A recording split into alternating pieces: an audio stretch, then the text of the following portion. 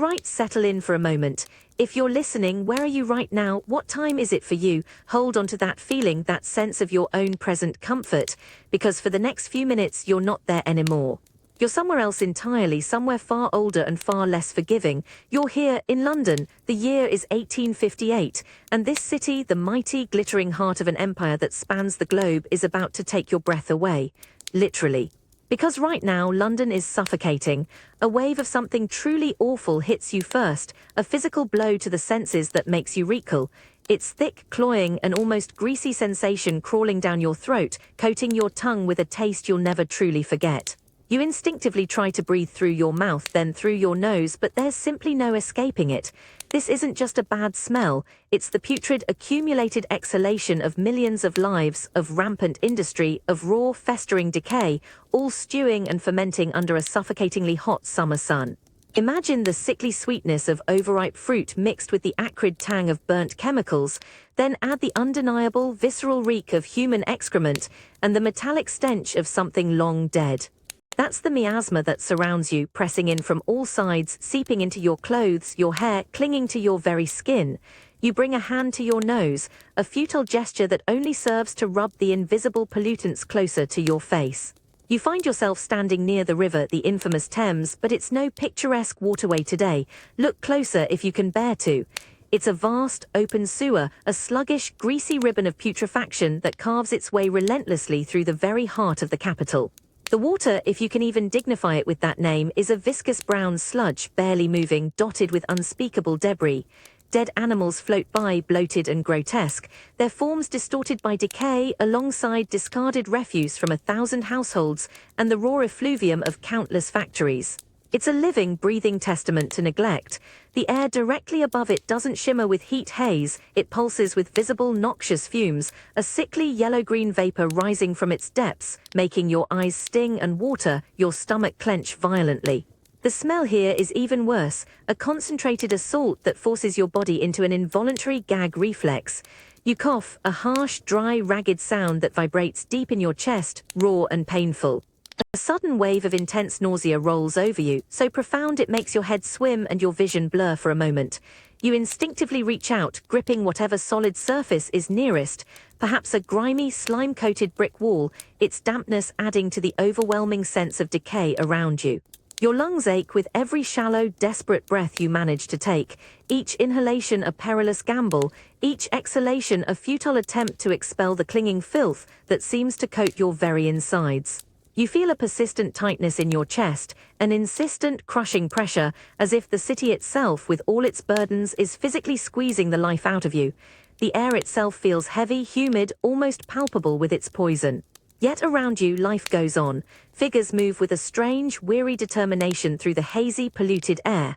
A group of dockworkers, their faces grimed with dirt and etched with resignation, continue to load cargo onto a barge, their muscles straining, seemingly immune to the horror that makes your gut churn and your senses scream.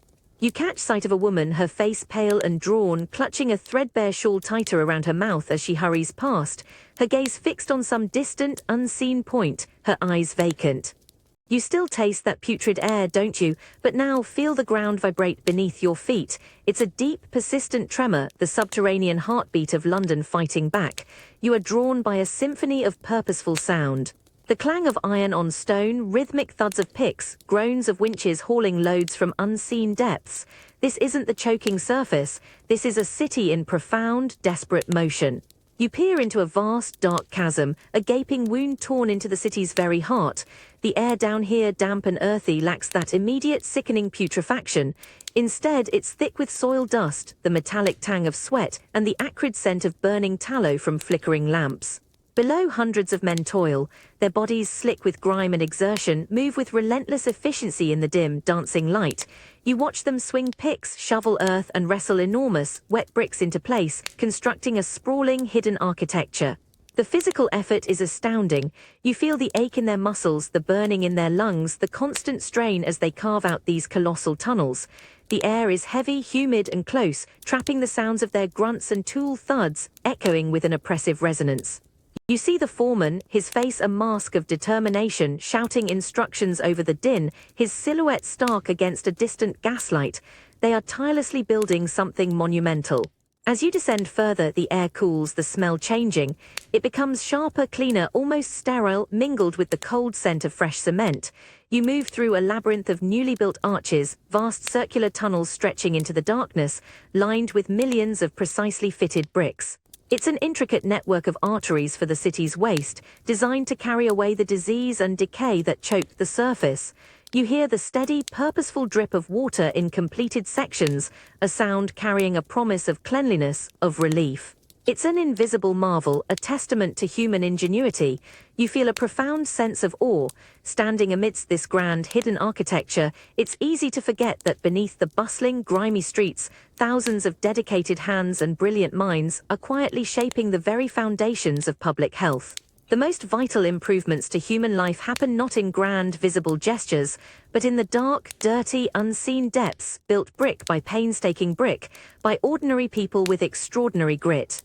The very air itself assaults you, not with stench this time, but with a physical, hammering force. You step through a low doorway and are immediately engulfed by a colossal, unrelenting din, a mechanical symphony of sheer volume that reverberates through your very bones. It's a deafening metallic shriek and clatter, 1,000 insistent, rhythmic bangs and whirs and scrapes that seem to press in on your skull, making your teeth vibrate. You instinctively flinch, bringing your hands to your ears, but the sound penetrates everything, a relentless, suffocating blanket of noise that makes conversation impossible and quiet thought an alien luxury.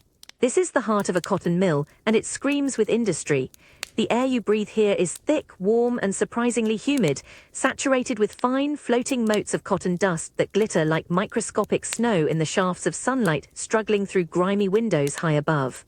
It tickles your nose and throat immediately, prompting a dry cough. You can taste the metallic tang of oil and grease, mixed with the faintly sweet, cloying scent of raw cotton clinging to your tongue. Look around if you can tear your eyes away from the mesmerizing, terrifying dance of the machines. You are surrounded by colossal, intricate contraptions stretching as far as the eye can see, rows upon rows of spinning frames and power looms, each a labyrinth of rapidly moving bobbins, shuttles, gears, and belts. They dominate the space, huge iron beasts that never sleep, never tire, driven by the relentless power of a hidden steam engine. The entire floor beneath your feet trembles constantly, a low, persistent vibration that becomes part of your own pulse. You have to shout to be heard, but there's no point. No one would hear you over the cacophony. Instead, you observe. Everywhere you look, figures move, swift and economical, almost part of the machinery themselves. Men and women, but also shockingly small children, navigate the narrow pathways between the machines, their movements precise and practiced, their faces often blank with concentration or grim exhaustion. You see a boy no older than 7 or 8, perhaps his small frame almost dwarfed by the loom he tends. He darts beneath the whirring, clattering mechanism with astonishing speed to retrieve a fallen piece of cotton, his fingers nimble and quick, his face streaked with grime and sweat. His eyes, when he glances up, are devoid of youthful sparkle, holding instead a deep, weary seriousness. A sudden, sharp clang, louder than the rest, makes you jump. One of the women, her hair partially covered by a scarf, winces, but doesn't break her stride as she expertly rethreads a broken cotton strand, her movements fluid and utterly devoid of hesitation, despite the obvious danger posed by the rapidly moving components just inches from her hands. The heat in here is oppressive, a cloying warmth that makes your skin feel clammy almost immediately. The air, thick with dust and the exhalations of so many bodies, feels heavy, difficult to draw into your lungs. You feel a constant pressure in your chest, a tightness that comes from the incessant noise and the sheer sensory overload. Your head begins to throb, a dull ache that grows with every minute you spend amidst the roar. You watch the relentless pace, the endless repetition of tasks, thread breaking, rethreading, bobbins filling, bobbins being replaced. There's no pause, no let-up. The machines demand constant attention, constant feeding, constant repair, and the workers, they are just another part of this massive, hungry engine of production. You notice the fine coating of white cotton dust clinging to everything, the machines, the walls, the workers' hair and clothes, even settling on your own eyelashes. It's pervasive, inescapable. You watch a young girl, perhaps 9 or 10, reaching deep into the spinning frame, her small fingers deftly tying a knot. You feel it now, the insistent, almost hypnotizing rhythm of the factory floor, not just in your ears, but deep in your muscles. Your hands, raw and chafed, move with a startling precision, a dance learned from endless, aching repetition. You are one of them now, one of the human cogs, your body a finely tuned extension of the roaring machinery around you. The air remains thick with lint, clinging to your eyelashes, making your throat scratchy, but you barely notice it anymore. It's just part of the atmosphere, as unavoidable as the deafening clatter. Your task is simple yet relentless. You watch, you wait, you mend. A thread snaps and your fingers, thin and quick, dart into the whirring mechanism, knotting the broken ends together with astonishing speed. The cotton fibers, fine and almost invisible, cling to your skin like a second layer, dry and slightly irritating. You repeat the movement over and over until your arm aches with a dull, persistent throb that reaches all the way to your shoulder.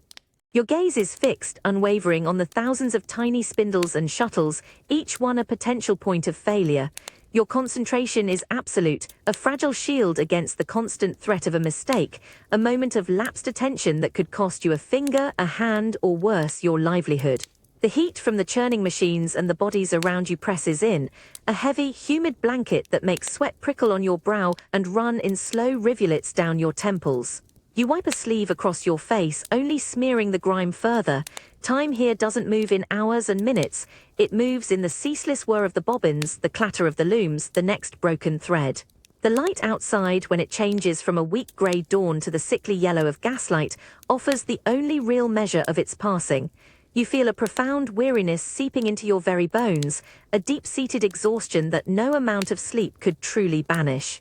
Your legs ache from standing, your back screams from bending, your eyes burn from the constant focus. You glance at the figure beside you, another worker, perhaps a young woman, her face smudged with dirt, her hair escaping in wisps from beneath a grimy cap. Her eyes, when they meet yours for a fleeting instant, hold a shared, wordless understanding, a profound fatigue, a dull resignation, but also a flicker of enduring strength. There's no time for chatter, no energy for conversation. Only the shared, silent ritual of endurance. She nods almost imperceptibly, then turns back to her own machine, her hands moving with the same practiced, mechanical grace as yours. The very air itself feels heavier now, laden with the weight of so much repetitive effort, so much muted struggle. You feel the tremor of the floorboards under your worn boots, a constant vibration that seems to travel up your legs, making your teeth buzz.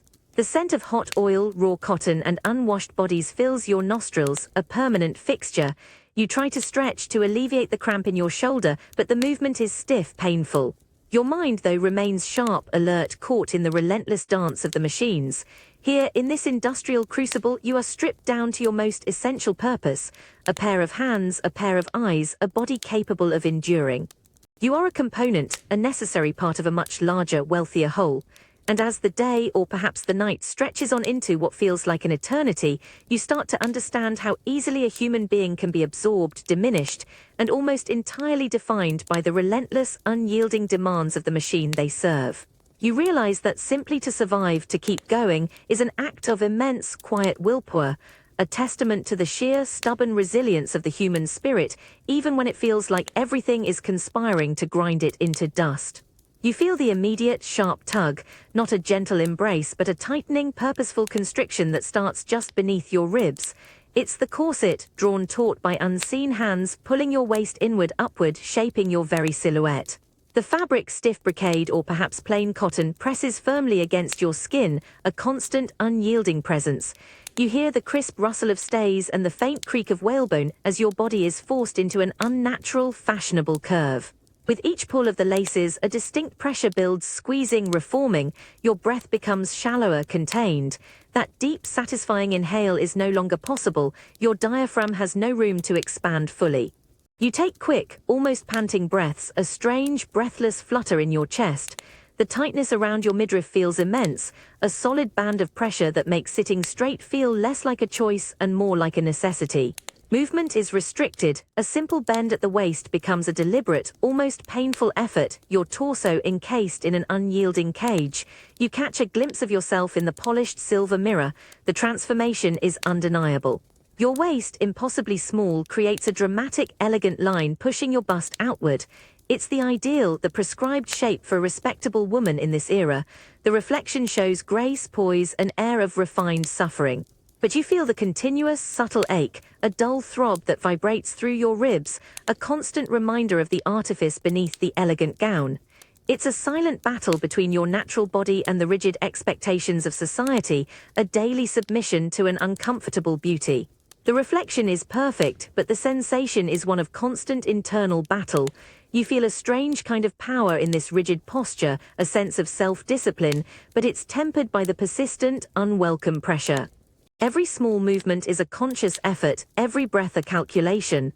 This garment isn't just clothing, it's a statement, a cage, a constant negotiation between what you are and what you are expected to be. And you realize that sometimes the most exquisite beauty comes with a truly crushing, inescapable cost, felt deep within your very bones. You feel the accumulated weight now, not just the corset's squeeze, but layers upon layers of fabric settling around you. First, the rustle of petticoats, stiff cotton, or perhaps starched linen brushing against your legs with every slight shift. Then the almost monumental structure of the crinoline, a cage of steel hoops that expands your skirt to an astonishing, sometimes unwieldy circumference. It bumps lightly against the doorframe as you attempt to pass, reminding you of its persistent, demanding presence.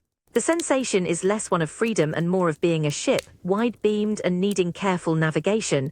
Your movements become deliberate, almost a performance.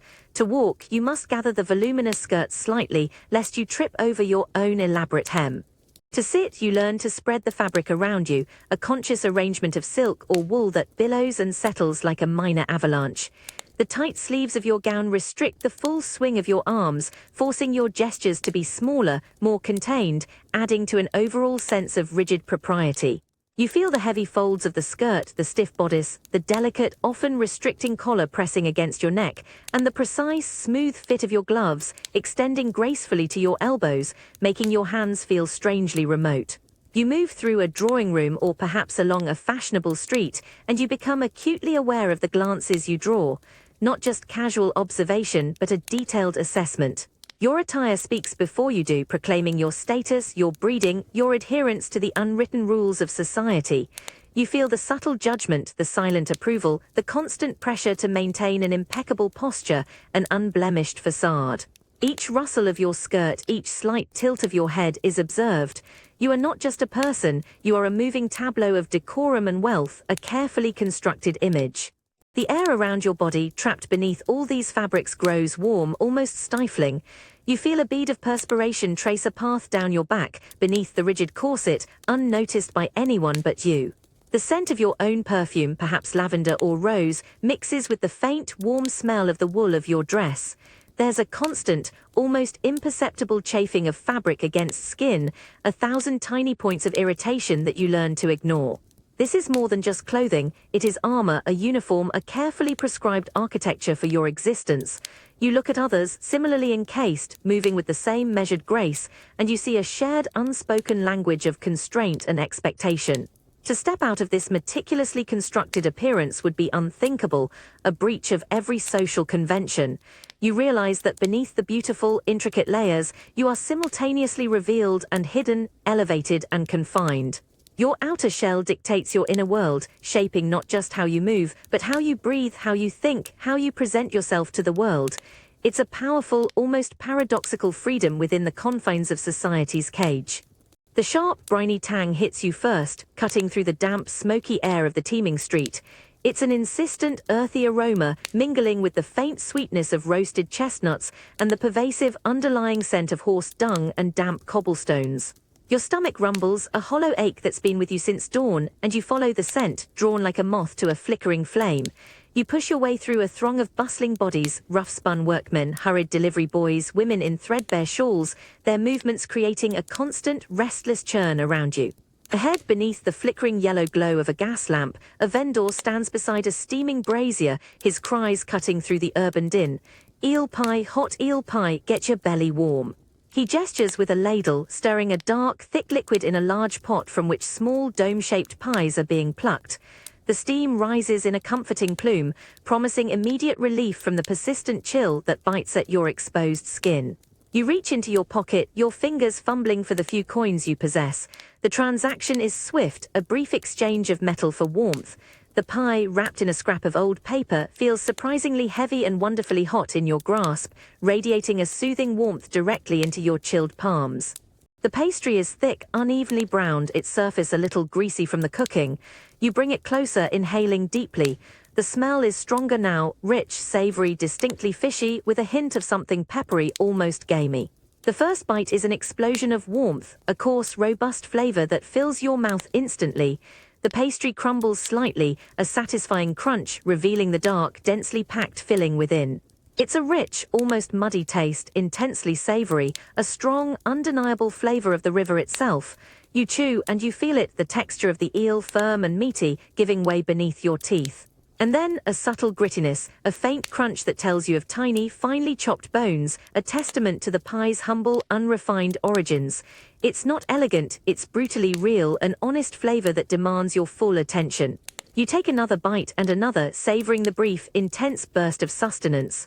The warmth spreads through your chest, chasing away the lingering cold, a simple, profound comfort in the raw chaos of the street. Your eyes scan the swirling crowd around you, the grim faces, the eager eyes, the endless rush.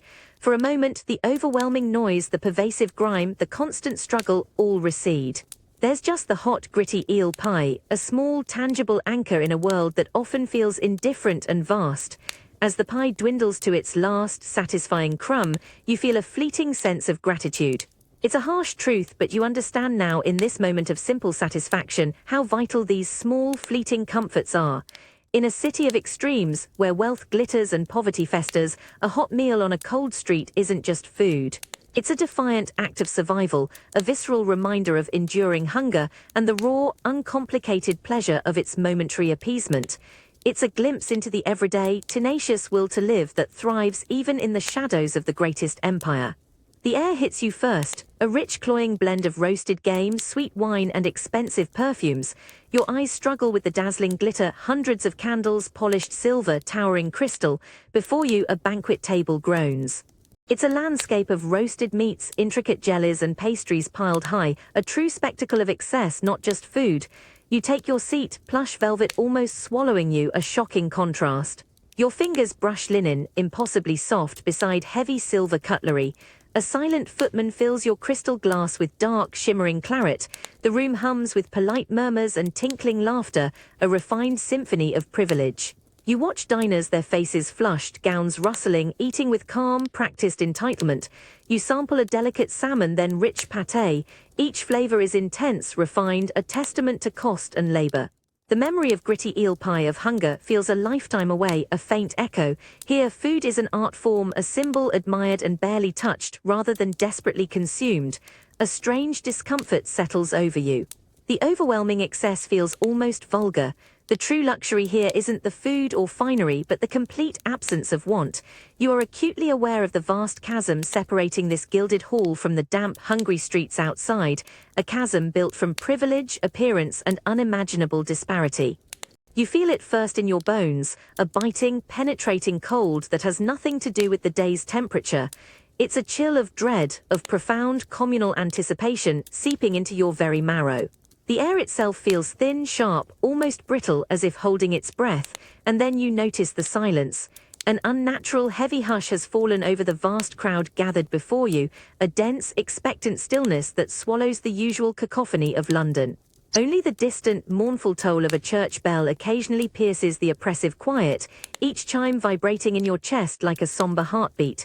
You stand pressed shoulder to shoulder with hundreds, perhaps thousands of other faces, all turned towards the same grim spectacle. The ground beneath your worn boots is damp, churned to mud by countless feet. The scent of stale beer, damp wool, and unwashed bodies hangs in the air, oddly muted by the sheer tension. You can feel the collective shiver that runs through the crowd, a ripple of unease, of morbid fascination. A small child held high on a father's shoulders whimpers softly, but even that small sound is instantly shushed. Your gaze is drawn inexorably to the wooden structure dominating the square, the gallows. It stands stark, crude, brutally functional, a monument to swift, unforgiving justice. The heavy beams are dark with age and weather, the trapdoor beneath it a yawning, ominous rectangle. A thick, coarse rope, ominously new and stiff, dangles from the crossbeam, swaying almost imperceptibly in the faint breeze. It's impossible to look away. You swallow, your throat dry, a metallic taste in your mouth. Then a collective gasp ripples through the crowd as a small procession emerges from a nearby door. You crane your neck, straining to see. There they are. Two figures, bound and escorted. They move slowly, hesitantly, their steps heavy on the creaking wooden planks.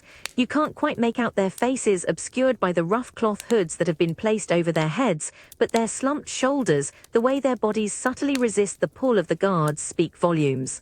One figure appears slight, almost childlike, the other broader, but both emanate a profound, absolute defeat. A priest walks beside them, his low, indistinct murmur of prayer lost in the vast, waiting silence. They are positioned directly beneath the dangling ropes. You hear the faint, sickening thud of their feet as they are moved onto the trapdoor. The hangman, a grim, hooded figure himself, moves with a practiced, chilling efficiency, adjusting the nooses, securing the knots. You feel your own breath catch in your throat, held captive by the moment. The silence becomes almost unbearable, a living, pulsating entity that presses in on your eardrums.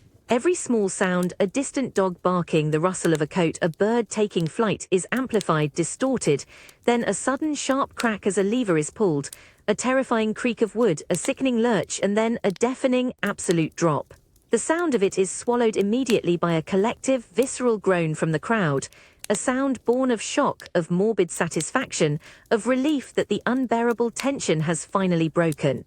You flinch, your eyes squeezed shut for a moment, then snap open again. The scene before you is final, brutal, unyielding.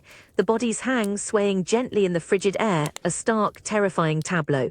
You feel a profound emptiness settle within you, a cold, hollow space where the tension once resided. The cold in your bones deepens. This isn't just a spectacle, you realize. It's a public lesson, a stark reminder of the fragile thread of life and the unyielding power of the law in this era. The crowd begins to stir, a low murmur starting to spread, a slow, hesitant shuffling of feet as people turn away, the morbid curiosity satisfied. The collective groan still echoes in your ears, a strange, guttural release that washes over the square like a dark wave. It's the sound of hundreds, thousands exhaling at once, a profound communal sigh of relief and morbid satisfaction. The unnatural silence from moments before is shattered, not by shouts or screams, but by a rising murmur, a low, buzzing hum that swells and shifts through the vast crowd. You feel the dense press of bodies around you begin to loosen, a hesitant, almost reluctant movement as people start to shuffle their feet, to stretch cramped limbs, to turn their heads not just towards the gallows but towards each other. You taste the stale air, now tinged with the metallic tang of damp earth and the lingering memory of fear, but it's rapidly being replaced. Through the slowly thinning throng, new sounds emerge. You hear the sharp, insistent calls of hawkers, their voices cutting through the murmuring crowd. Hot pies, ginger beer, get your souvenirs here. They weave expertly through the lingering spectators, trays laden with their wares, their faces devoid of any shock, their focus entirely on commerce. You see a boy no older than 12 pushing a small cart piled with crudely printed ballads, each one detailing the grim fate just witnessed, his eyes darting eagerly for a customer. Your gaze returns to the gallows. The bodies still hang, swaying almost imperceptibly, a stark, unchanging focal point for the slow dispersal of the crowd. But now it's no longer the terrifying climax, it's the lingering tableau, the final act of a gruesome play. Officials move with a detached professionalism, beginning the methodical process of lowering the condemned. Their movements are stark contrast to the earlier charged tension. You watch faces around you, some grim, some thoughtful, a few even showing a strange, almost exhilarated glint in their eyes. A man next to you shrugs, exchanging a brief, knowing look with a companion before turning to buy a piping hot pie from a passing vendor. The smell of the pie, savory and inviting, floats past your nostrils, almost incongruous with the scene. You notice the quiet satisfaction on many faces, a sense of order reaffirmed, of justice publicly, brutally served. This isn't merely punishment, you realize. It's a spectacle, a chillingly effective piece of public theatre, played out on the grandest stage for all to see. The sheer, unyielding power of the law, made manifest in a single, brutal moment, is etched into the collective consciousness. The crowd, having received its grim lesson and its macabre entertainment, begins to melt away, the square slowly emptying, leaving behind only the churned mud and the lingering, unsettling echoes of collective experience. You feel a profound, uncomfortable understanding settle within you.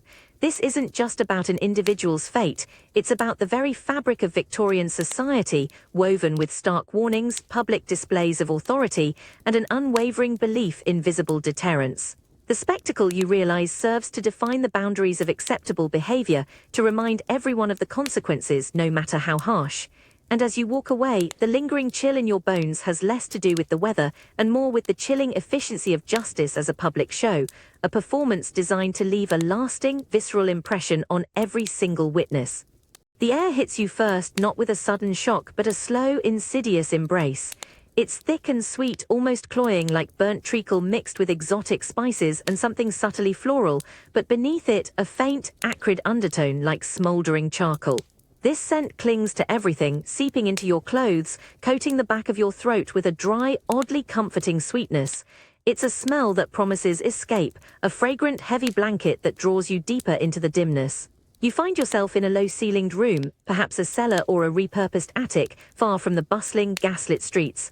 The light here is muted, scarce, filtered through grimy panes, or perhaps just a single flickering lamp casting long, distorted shadows that dance with the lazy currents of the smoke.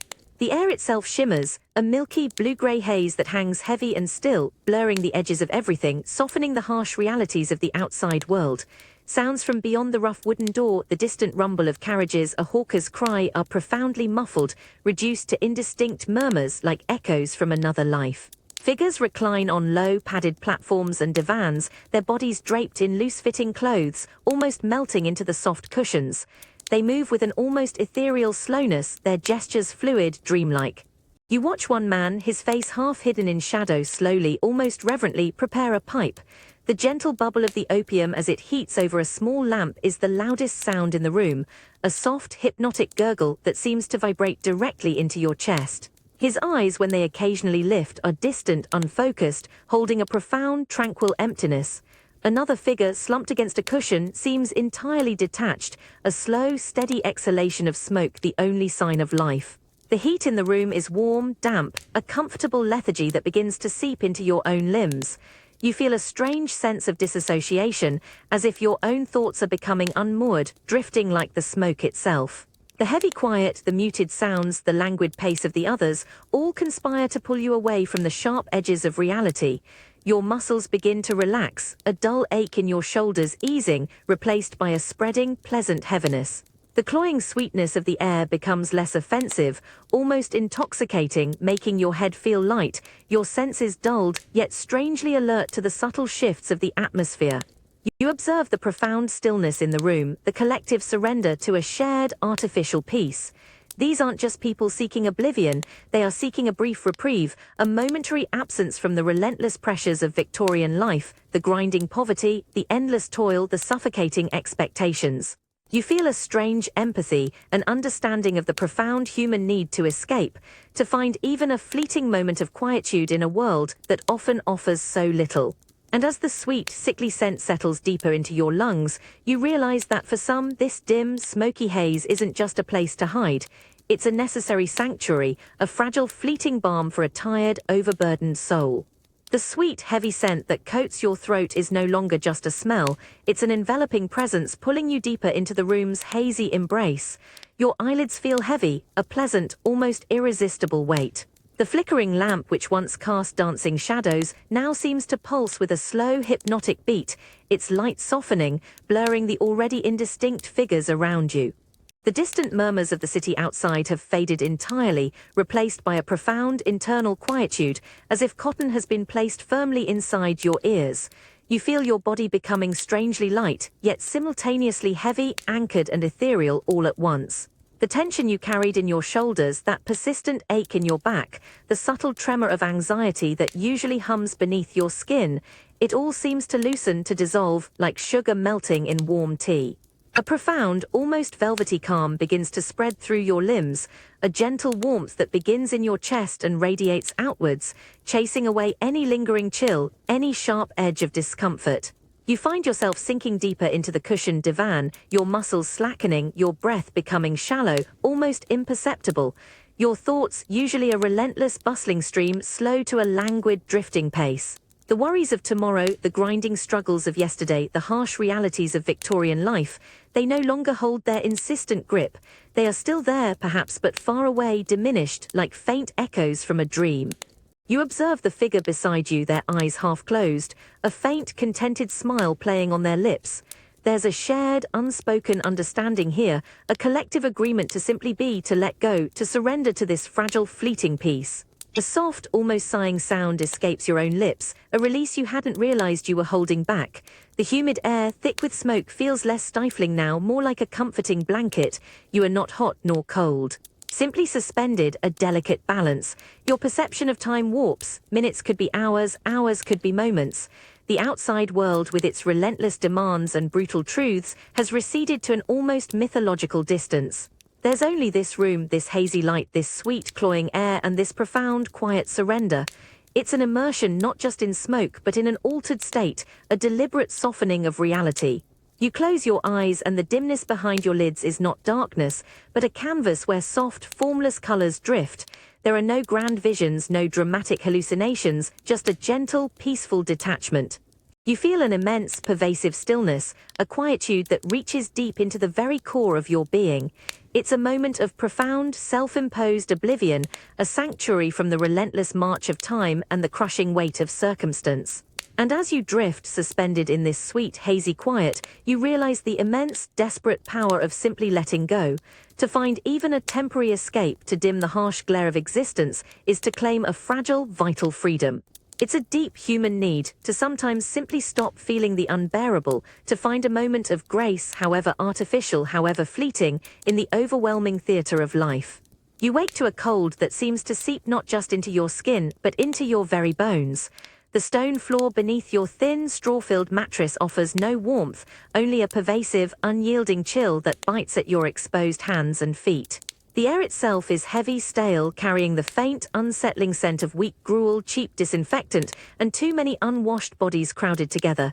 It's a smell of enforced poverty, a damp, clinging aroma that never truly leaves you.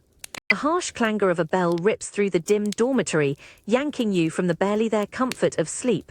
It's an insistent, unforgiving sound that promises another day of relentless monotony. You hear the shuffling of dozens of bodies, the low, guttural coughs that echo from every corner, the creak of thin planks as others reluctantly rise. You pull on the coarse, scratchy uniform, grey, ill-fitting, indistinguishable from the others, feeling the rough fabric chafe against your skin, a physical assertion of your new, diminished identity. In the vast workroom, the dull, rhythmic thud of stone breaking or the repetitive, rasping tear of oakum fibre fills the air. You sit on a hard, unyielding bench, your fingers quickly growing raw and numb as you twist the tarred rope, separating its stubborn strands. The work is endless, mindless, punishing. Each fibre you pull away feels like an act of defiance, yet it changes nothing. The damp cold from the floor seems to travel up your legs, settling deep into your joints, making every movement stiff, painful. Around you, figures move with a quiet, defeated efficiency. Their faces are gaunt, their eyes downcast, a shared resignation etched into every line. No one speaks, there's nothing to say that hasn't been said 1,000 times and no energy to waste. The light from the grimy windows is thin, grey, offering little cheer, only illuminating the dust motes dancing in the cold, still air. Your stomach rumbles, a hollow, persistent ache that never truly leaves you. The faint, metallic taste of yesterday's watery gruel lingers on your tongue, an unsatisfying memory. You feel the constant watch of the overseer, a silent, disapproving presence that ensures no moment is wasted, no effort spared. It's a world where every scrap of individuality, every flicker of personal will, is systematically stripped away, leaving only raw, functional endurance. This isn't a place of charity. It's a machine designed to grind down the spirit, to remind you of your absolute dependency. And as the endless day grinds on, you understand that survival here isn't about hope or ambition. It's about the sheer, stubborn act of putting one fibre in front of another, of simply existing in the face of absolute dehumanizing deprivation. Your very being feels reduced, defined by the damp chill of the floor and the relentless clang of the bell, an existence stripped bare, leaving only the grim resolve to face another identical dawn. The clanging bell still rings in your ears, but now you feel the weight of something far more insidious than just cold or hunger, the crushing, unyielding pressure of confinement. The heavy iron gates of the workhouse slam shut behind you with a dull, resonant thud, a sound that echoes not just through the stone corridors, but deep in your chest, sealing you into this grim, unforgiving world. You press a palm against the rough, cold stone of the wall, feeling its unyielding texture, a constant reminder of the barriers that now define your existence. You move through narrow, echoing passages, each corner leading to another identical, austere space. The air here, though free of the city's immediate stench, carries its own institutional odor, a mix of lye, stale cooking, and a faint, ever-present mustiness that whispers of dampness and despair. The light from small, barred windows high above is weak grey, casting long, stark shadows that seem to swallow all colour, all hope. Your own reflection, when you catch it in a scuffed metal surface, is barely recognisable, a gaunt face, eyes dull with a profound weariness, swallowed by the drab, coarse uniform. You are just one more indistinct figure in a sea of forgotten souls. Every movement you make, every step you take feels observed. The heavy, deliberate footsteps of the matron or overseer echo down the corridors, a constant, low thrum of authority that makes you instinctively straighten your back or quicken your pace. You see others, their faces grim, their movements slow and resigned, a silent understanding passing between them, a shared knowledge of what it means to be utterly stripped of choice, of dignity, of future. There are no spirited conversations, no shared jokes, only the quiet, monotonous sounds of forced labor and the pervasive sigh of human endurance. You work at your task, your hands raw and stiff, and you feel the monotony seep into your very spirit. Time here is not measured by sunrises or seasons, but by the relentless, identical repetition of tasks, the unvarying servings of gruel, the unyielding cold of the dormitory at night. There is no outside, no escape, no horizon beyond these walls. The poverty that brought you here has not just deprived you of food or shelter, it has constructed a physical, mental, and emotional prison, locking you into a predetermined fate. You touch your face, feeling the familiar stubble, the sunken cheeks. This is not just a place to survive, you realize. It is a place designed to break you, to strip away anything that might resemble an independent spirit. Yet in that very understanding, a flicker of defiance ignites. To simply exist here, to push through each day, each endless task, each chilling night, is in itself an act of quiet, persistent rebellion. The poverty that built these walls, you understand, is not just a condition, but a deliberate, inescapable confinement, and in that confinement the human spirit learns to bend, but not entirely to break.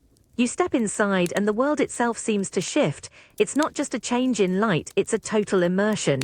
The sheer, glorious, overwhelming brightness hits you like a physical force, washing over your face, warm and almost liquid. Sunlight filtered through millions of panes of glass dazzles and refracts, creating a breathtaking, kaleidoscopic dance of light across the vast, open space. You have to squint for a moment, letting your eyes adjust to this ethereal glow that seems to dissolve all shadow, leaving only a pure, optimistic luminescence. Every dust mote in the air is illuminated, shimmering like tiny, suspended diamonds caught in the endless, upward streaming rays. You crane your neck, feeling suddenly small beneath a vast, arching canopy that stretches further than any roof you've ever imagined. The structure itself is a marvel, an intricate, delicate-looking skeleton of slender iron girders and columns, painted a pale blue to blend with the sky, holding up what feels like an entire sky of glass.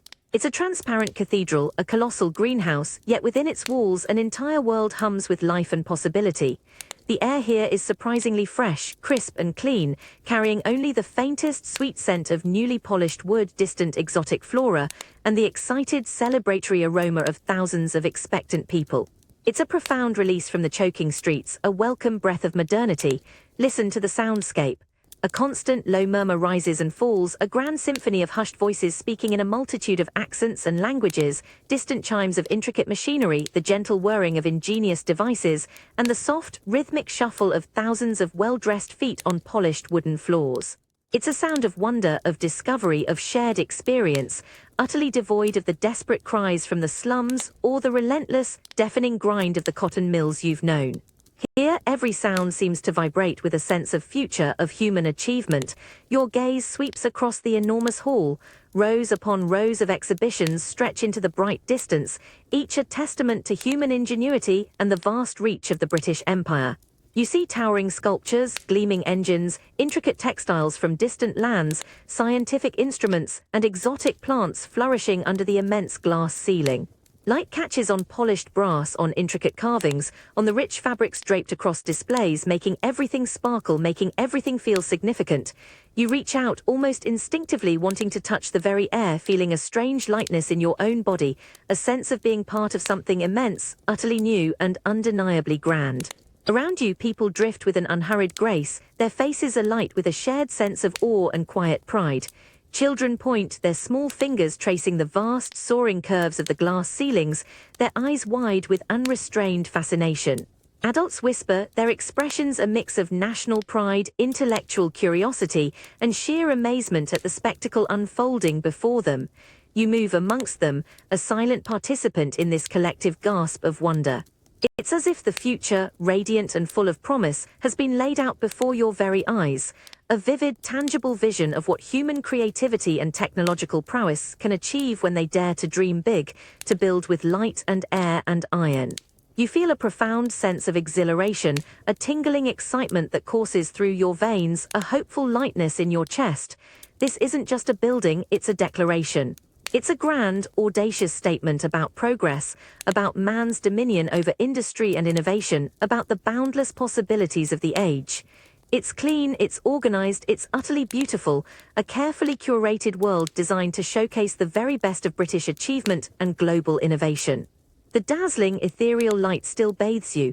You press a hand against cool glass, feeling its faint vibration, a delicate tremor speaking of the building's sheer scale. Your eyes follow an iron archway's graceful curve, marveling at how such immense structure appears utterly weightless, transparent. It feels as if a giant shimmering bubble has settled, holding a perfect curated world within. The air, though fresh, carries a subtle metallic tang, a whisper of the industry that forged these millions of glass panes and intricate iron girders. You glance up, seeing the true sky, real clouds through the vast, crystalline ceiling. It's a breathtaking illusion, merging inside and out, creating boundless space, yet also an exposed vulnerability. You imagine a sudden storm, the roar of rain on glass, the force needed to shatter this magnificent, delicate shell. Everywhere, perfect order reigns. Exhibits are meticulously arranged, pathways clean, crowds orderly, moving with respectful quietude. It's a manufactured calm designed to inspire awe and pride. But beneath polished surfaces, you sense echoes of the world outside, the heat of furnaces, the sweat of laborers, raw materials from distant lands. This utopia, you realize, isn't accidental. It's a testament to immense human will, colossal resources, presenting a perfected vision of empire. You stand amidst curated wonders, feeling the optimism radiating from the structure. This glass palace is a celebration, a hopeful declaration for the future. Yet its transparency reminds you it's just a skin, a grand, beautiful shell, designed to temporarily hold back the messy, brutal realities that built it. Its beauty is profound, but you sense its inherent fragility, a magnificent dream rendered in glass and iron, poised against the unforgiving march of time. The cold air, sharp and metallic, hits your lungs first, not the clean, crisp cold of the open air, but a damp, earthy chill that tastes of rock, decay, and something subtly acrid. Then the darkness. It's an absolute smothering blackness, so profound it feels like a physical presence pressing in on your eyes, forcing them wide open even though there's nothing to see. The only light comes from the faint, flickering glow of a single tallow lamp clutched in your hand, casting short, dancing shadows that only serve to deepen the sense of impenetrable gloom. You are deep underground, far beneath the familiar world, in a tunnel that seems to swallow all sound. The silence is immense, heavy, broken only by the rhythmic drip of water somewhere in the vast, unseen distance, and the hollow echo of your own labored breathing. The air is thick, humid, and heavy with coal dust, clinging to your throat, making each breath a conscious, slightly painful effort. You can taste the grit on your tongue, feel it coating your teeth. You move forward, your body stooped, almost crawling through a passage so narrow that the rough, cold rock scrapes against your shoulders.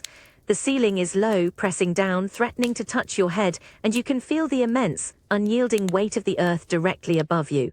The dampness is pervasive, clinging to your skin, making your clothes feel heavy and cold. Water drips from unseen cracks, splashing onto your face, cold and metallic. Every step is uncertain, your worn boots slipping on the slick, uneven floor. Ahead, in the faint, dancing halo of your lamp, you see other figures, spectral and silent. Men and boys, their faces smudged black, their eyes rimmed with white against the soot, move with a grim, practiced efficiency. Some wield heavy picks, their blows resounding with a dull thud against the coal face, a sound that vibrates through the rock and into your bones. Others, impossibly young, their bodies small enough to fit into the tightest seams, push heavy carts laden with raw coal, their grunts of effort echoing faintly in the close air. Their small lamps, like yours, seem to only accentuate the overwhelming darkness, providing islands of fleeting, fragile light in an ocean of gloom. You feel the constant, insidious chill, a penetrating cold that gnaws at your fingers, your toes, your very core. The lack of clean air makes your head feel strangely light, a dull ache beginning behind your eyes. Your lungs burn with each inhalation of dust-laden air, a persistent irritation that reminds you of where you are and what you are doing. The physical effort is immense, a constant strain on your back, your legs, your arms. There's a constant underlying thrum of fear, a primal awareness of being trapped, buried deep within the earth, far from the light and air of the surface. This is the coal mine, you realize, the beating, brutal heart of Victorian industry. This is where the energy for the glittering palaces and glass cathedrals is wrenched from the earth at an unimaginable human cost. You feel the crushing weight of the world not just above you, but around you, a suffocating embrace that demands every ounce of your strength, your courage, your very breath. And as you scrape your hand against the rough, cold coal face, feeling the sharp fragments dig into your skin, you understand that this profound, oppressive darkness, this relentless physical struggle, is the stark, brutal foundation upon which an entire empire is built. The air is no longer just thick, it's a living, breathing weight in your chest.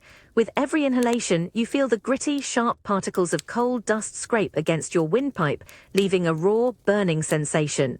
You cough, a deep rattling expulsion that tears through your lungs, bringing up a bitter metallic taste that lingers on your tongue. It's a dry, hacking sound, instantly swallowed by the immense subterranean quiet, yet you hear it echoed around you, a constant, muffled chorus from the other miners, short, sharp barks of bodies struggling against the insidious air. Your lamp, dim as it is, catches the incessant dance of tiny black motes swirling in the stagnant atmosphere. They coat your eyelashes, settle on your lips, permeate your hair, turning every exposed inch of skin a darker shade. You press a hand to your chest, feeling the persistent tightness, a crushing pressure that makes it difficult to draw a full breath.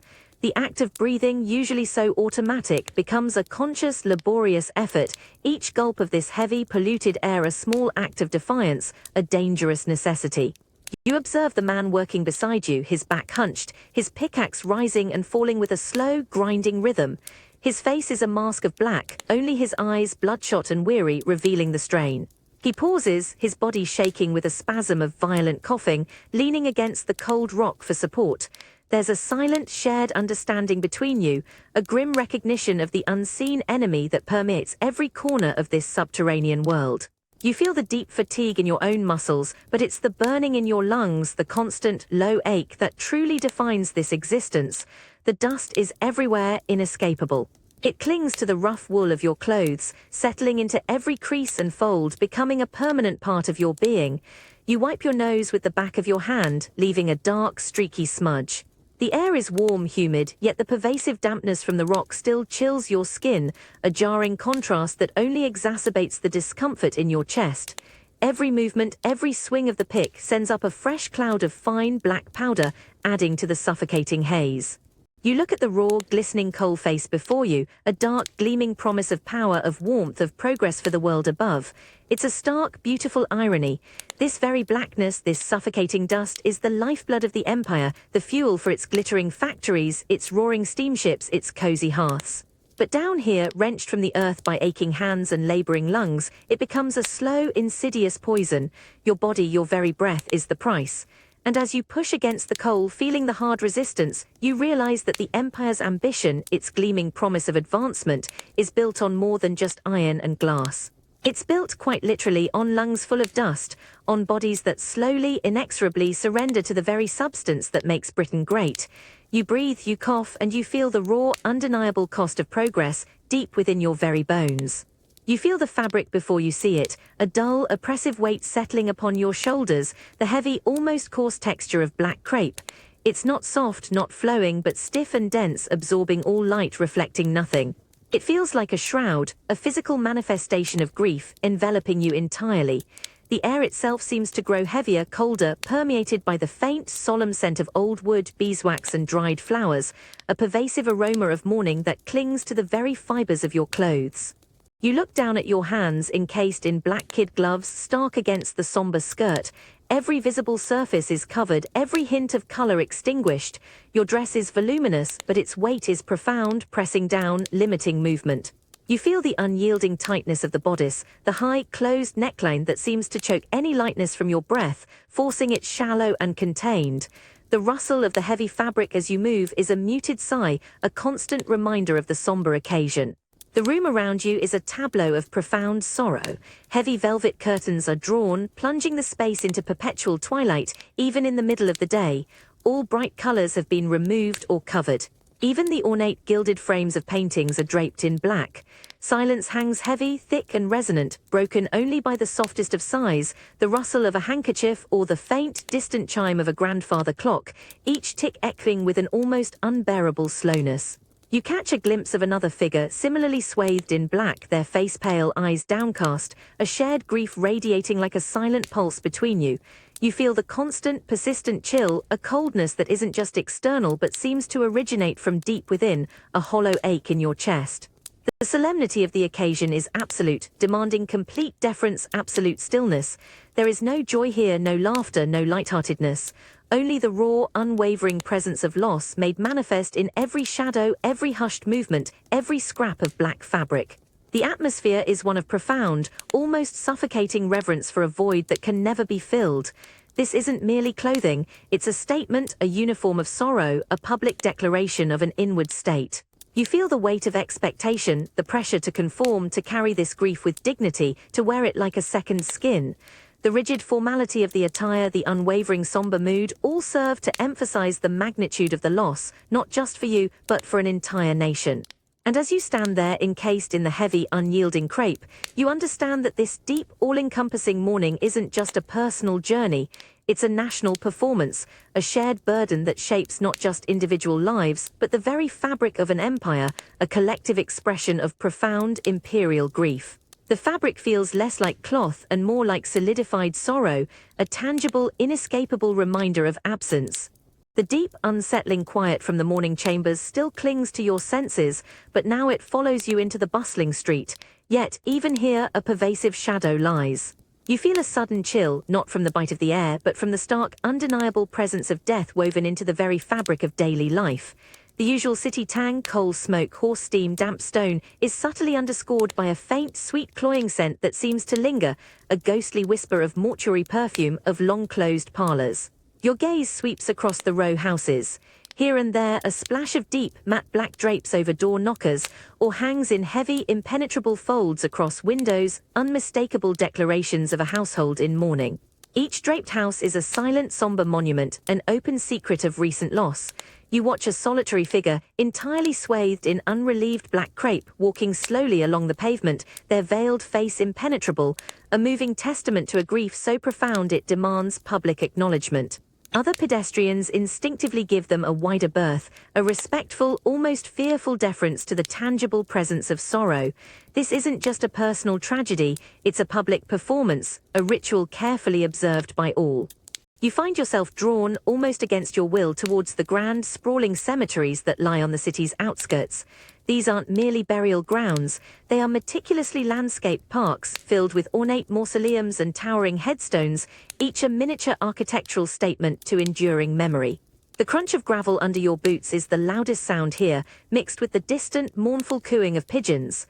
The air is surprisingly clean, green and earthy, yet permeated by the faint metallic scent of damp marble and the sweet, lingering perfume of lilies and tuberoses placed on fresh grave. You walk among the monuments, your fingers brushing against cold, smooth granite, tracing the carved names and dates. Here lie families, entire generations, their lives condensed into brief, poignant inscriptions. You notice the small, enclosed gardens, meticulously tended plots overflowing with specific plants, rosemary for remembrance, weeping willow for sorrow. They are not forgotten, not truly. Each stone, each flower speaks of an enduring connection, a refusal to let go entirely. You see a woman, her head bowed, carefully arranging a sprig of white heather on a small, child-sized grave, her movements slow and deliberate, her grief palpable even in her stillness. Later, in a quieter, private space, you find yourself examining a collection of mementos.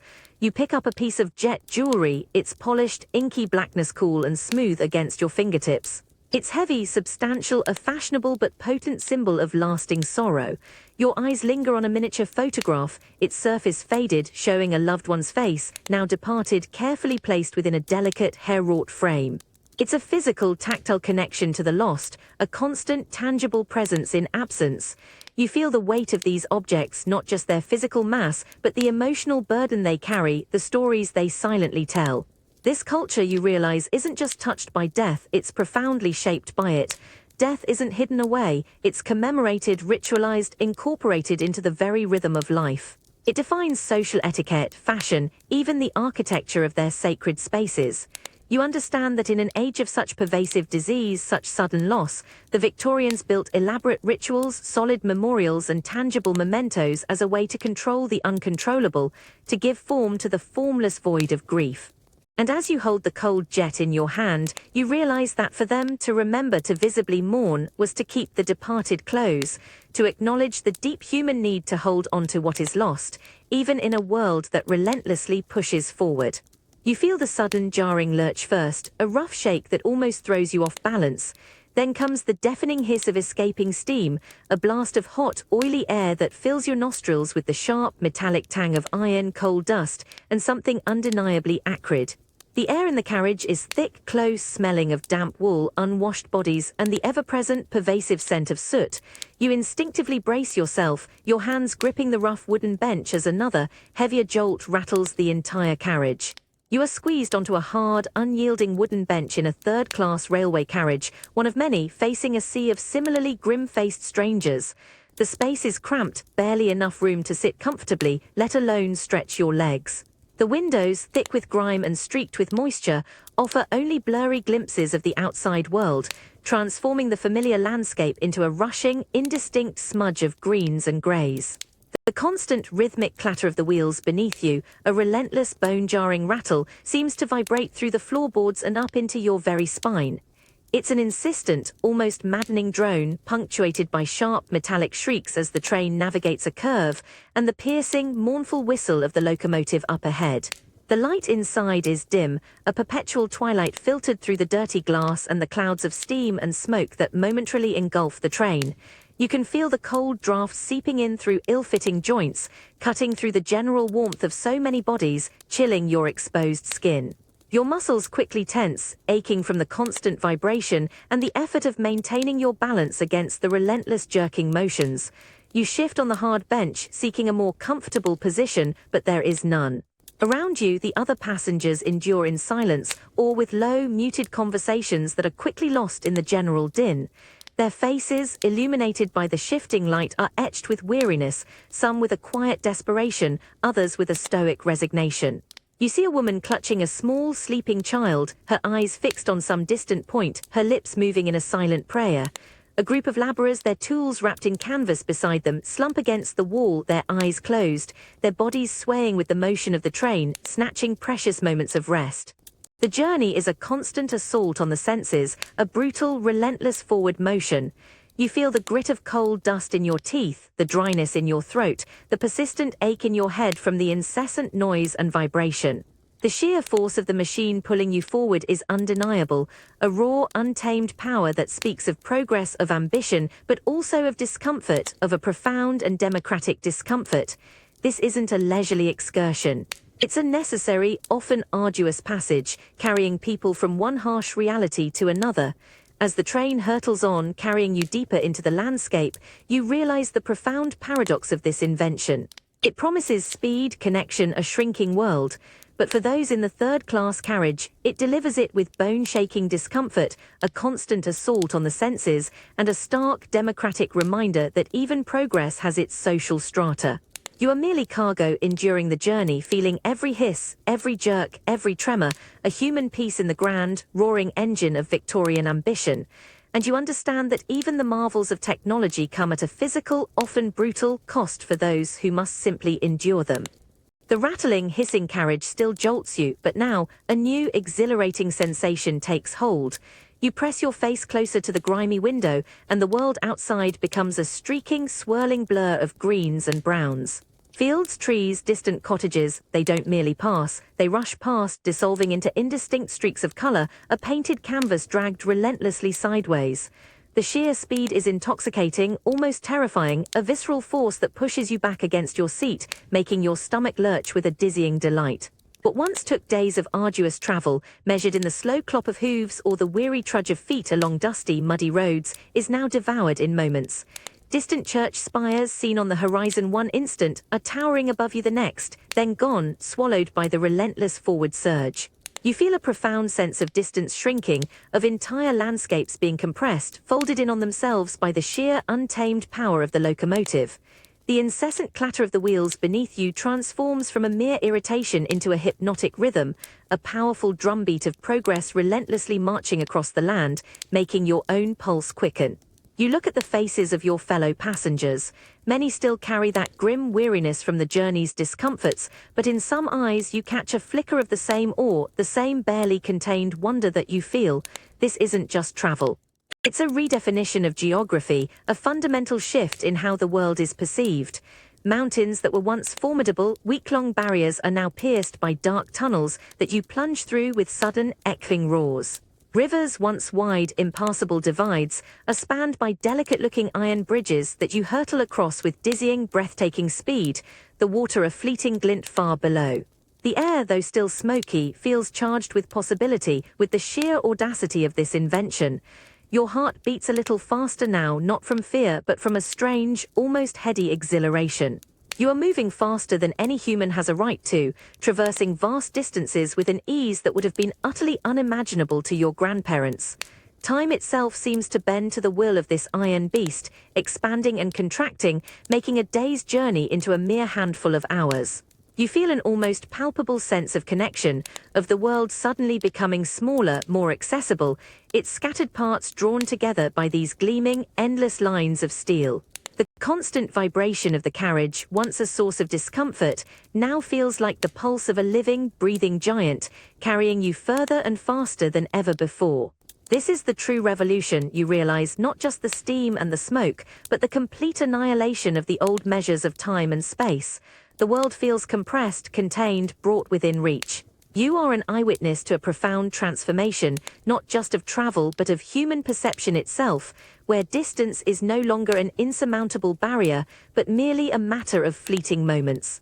And as the landscape continues to rush past your grimy window, dissolving into a continuous flowing streak, you understand that this machine is not just taking you to a destination. It's carrying you into an entirely new way of experiencing the world, a truly modern understanding of what it means to be connected, a fragile but powerful web spun across the whole of Britain. Your hand instinctively reaches out, seeking purchase in the profound, suffocating dimness, and meets the wall. The touch is immediate, visceral, cold, damp, and unexpectedly slick. It's not just wet stone. There's a greasy film beneath your fingertips, a repellent, slimy coating that makes you recoil, leaving an unsettling residue. The air itself is a physical assault, a dense, sickening cocktail of decay, stale refuse, and something indescribably foul that coats the inside of your nostrils and lingers in the back of your throat. It's the breath of the city's forgotten, a pervasive, suffocating stench of poverty and neglect. You are squeezed into a narrow alleyway barely wider than your outstretched arms, where the sky is just a grudging, distant strip of bruised grey far above. The crumbling brick walls on either side lean in precariously, as if threatening to collapse. Their surfaces a patchwork of grime, black mold, and peeling advertisements for long-forgotten remedies. Here daylight struggles to penetrate, leaving the passage in a perpetual murky twilight that amplifies every shadow, every unsettling sound. Your boots squelch slightly with each step, sinking into an unseen carpet of slick, uneven muck that coats the ground, a treacherous mix of stagnant water, discarded waste, and raw sewage. You instinctively lift your feet higher, trying to avoid the unseen horrors that might lie beneath. From deeper within the gloom, you hear the persistent, maddening drip of water from an overflowing gutter, a monotonous sound that underscores the damp, pervasive misery. A faint, desperate whimper, quickly stifled, reaches you from behind a sagging, splintered wooden door, followed by the scuttling sound of unseen vermin. You catch a furtive movement in the deepest shadows, a small, emaciated figure, perhaps a child, darting quickly from one doorway to another, their presence more a fleeting ghost than a living person. Their quick, darting glance holds no curiosity, only a profound, defensive weariness. The cold here is not just in the air, it rises from the ground, seeping into your worn boots, chilling your ankles and climbing relentlessly up your legs. It's a bone-deep cold, born of endless dampness and a complete absence of warmth. Your shoulders instinctively hunch, a futile attempt to ward off the chill that seems to cling to your very clothing. You feel the grit of unseen dirt on your face, the slight tickle in your throat from the heavy, stagnant air. This isn't just a place where people live, it's a place where they endure, a crucible of suffering hidden from the grand thoroughfares, a stark, undeniable testament to the other side of Victorian progress. You press your back to the less slimy side of the wall, trying to create even a moment of distance from the pervasive filth. The silence, broken only by the distant, muffled rumbling of carriage wheels from streets far away, feels heavy, oppressive, a constant reminder of how utterly cut off this place is. This isn't just an alley, you realize. It's a gaping wound in the opulent heart of the empire, a physical manifestation of widespread neglect. And as you stand there feeling the damp, slippery grime of the wall against your back, the pervasive stench in your nostrils, you understand that some parts of this glittering era are deliberately, ruthlessly kept in the darkest, most forgotten corners, their silent suffering fueling the very grandeur that allows others to thrive, a constant, damning whisper just beneath the surface of polite society. You push further into the labyrinth, the air growing heavier, warmer now, thick with the exhalations of countless lives squeezed into an impossible space. That pervasive stench of decay and damp refuse is constant, but it's now mingled with the sharp tang of sweat, the faint sweetness of unwashed humanity, and a bitter undercurrent of burnt wood from unseen, struggling fires.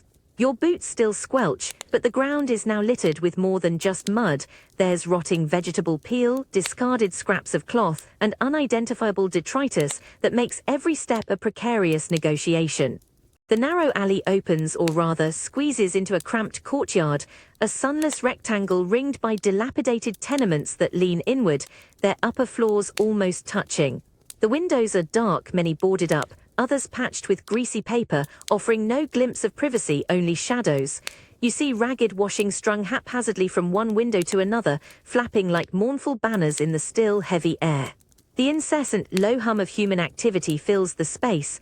Distant, fretful cries of infants, the dull, rhythmic scrape of a knife on a board from a ground-floor dwelling, a low, rasping cough that seems to vibrate from the very bricks themselves.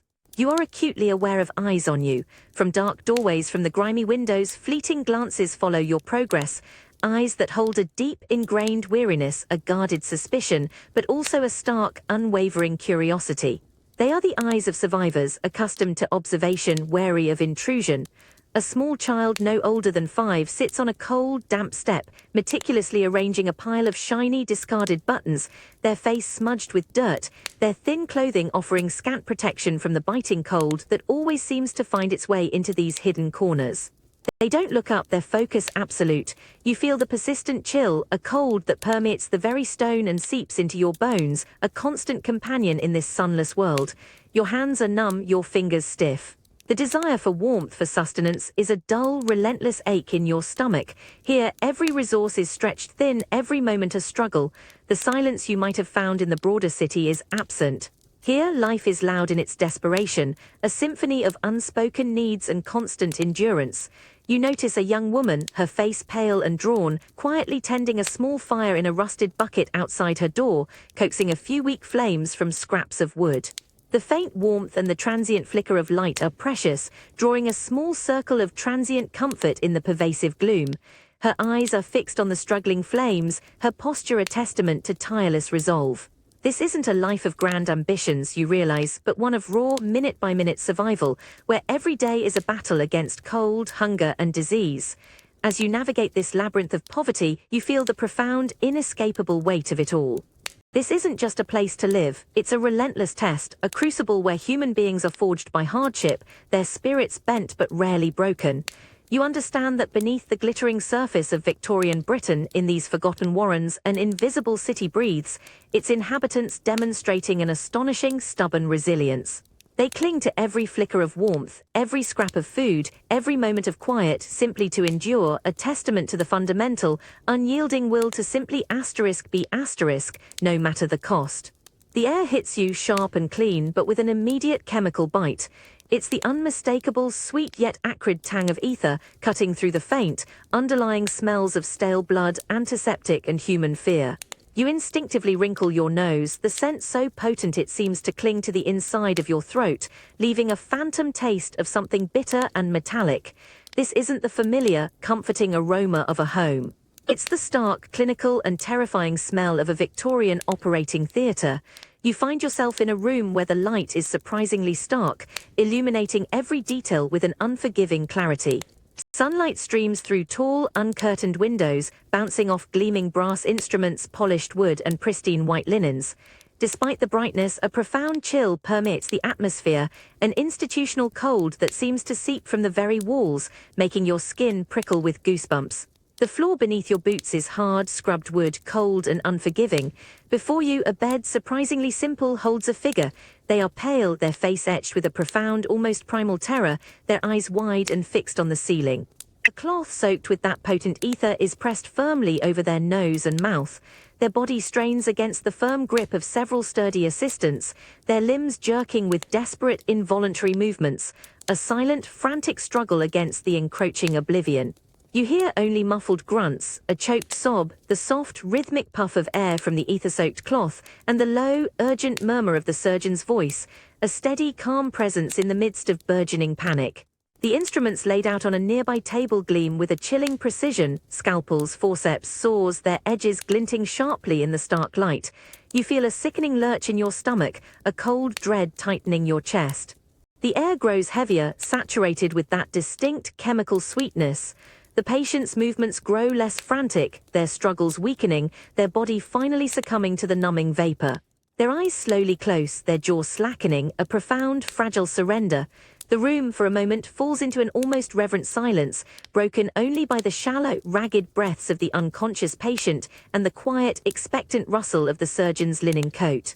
You watch the surgeon, his hands covered in fresh blood, moving with an astonishing, almost detached speed and precision. The sharp, metallic glint of the scalpel, the sudden, visceral sound of flesh being cut, it's a terrifying, alien spectacle utterly devoid of the usual sounds of suffering. The air, thick with the metallic scent of fresh blood now mingling with the ether, feels heavy, almost suffocating. Your own breath comes in shallow gasps, your heart pounding a frantic rhythm against your ribs. This isn't a scene of gentle healing. It's a brutal, necessary intervention, a desperate gamble against pain and death. You feel the profound vulnerability of the human body laid bare, the stark reality of life and death playing out before your eyes. In this room where science and suffering collide, you understand the bitter truth that even with the marvels of Victorian medicine, the journey to healing is often a terrifying, brutal, and profoundly uncertain one, a testament to the sheer courage required to face the cold, sharp truth of the body under the influence of ether and the enduring, profound grip of fear.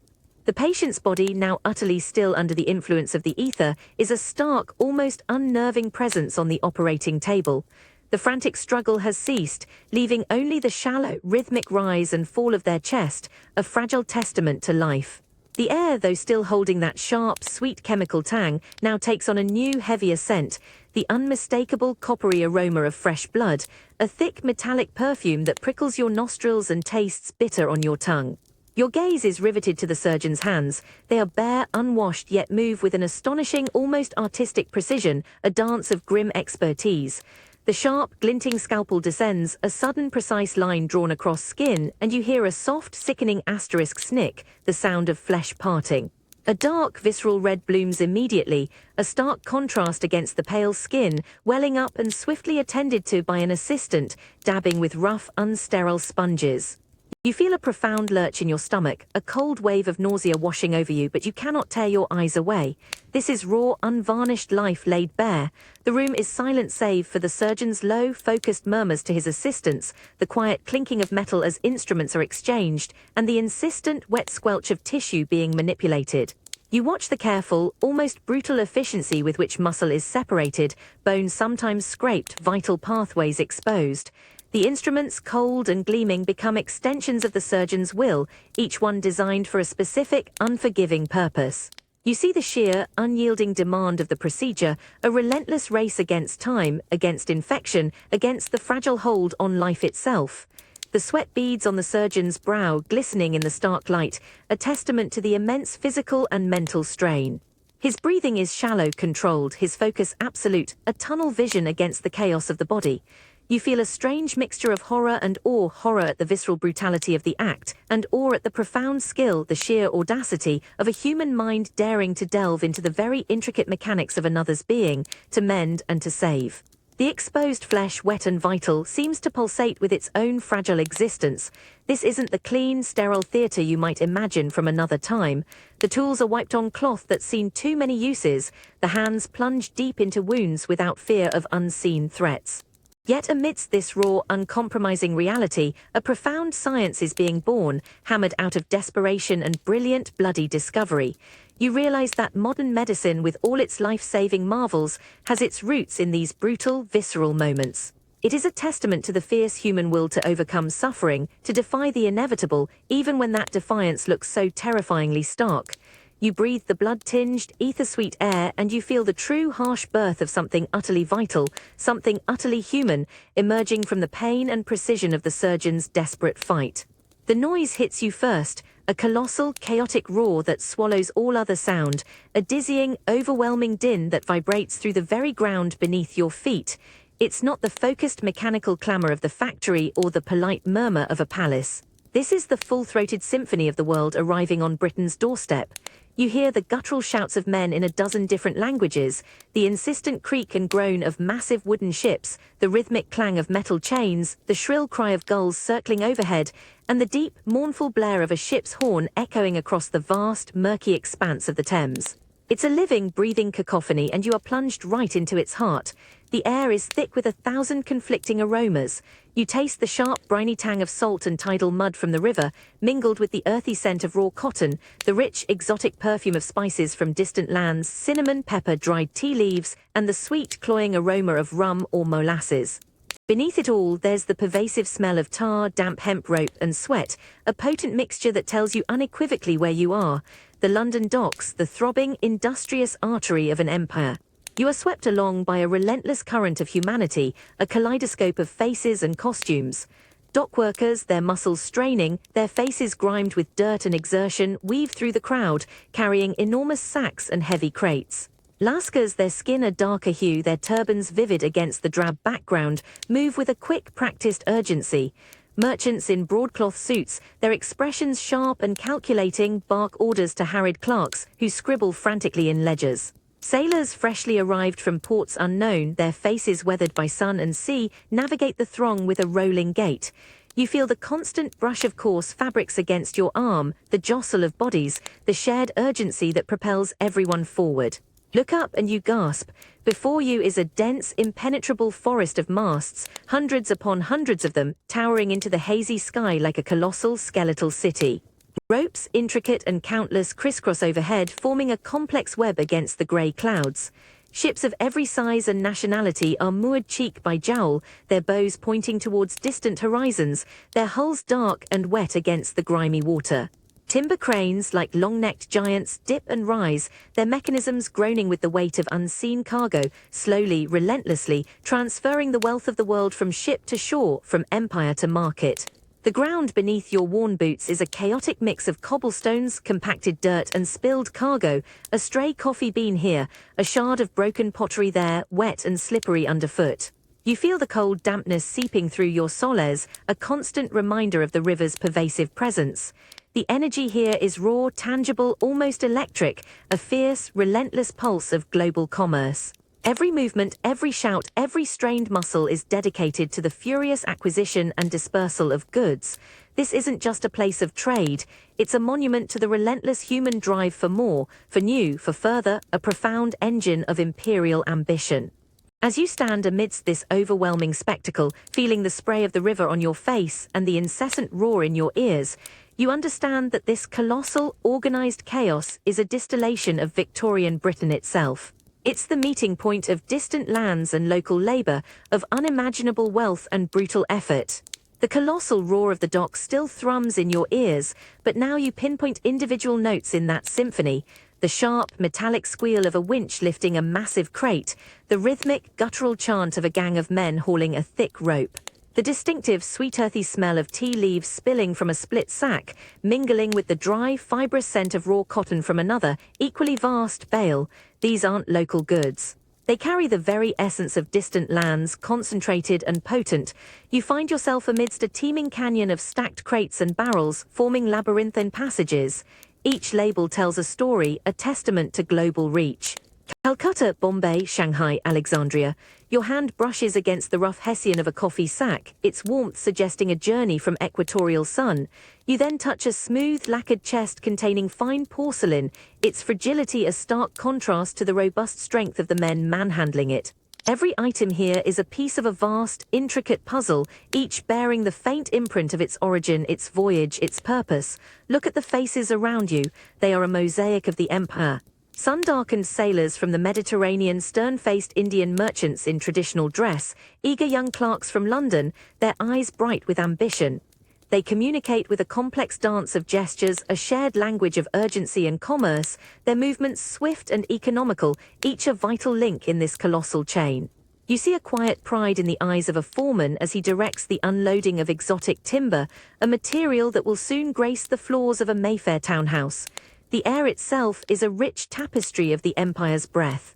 That sweet scent of tea and spice, the dry aroma of cotton, the musky fragrance of animal hides, the sharp tang of exotic woods, they swirl together, carried by the damp river breeze, creating a unique, intoxicating perfume of global trade.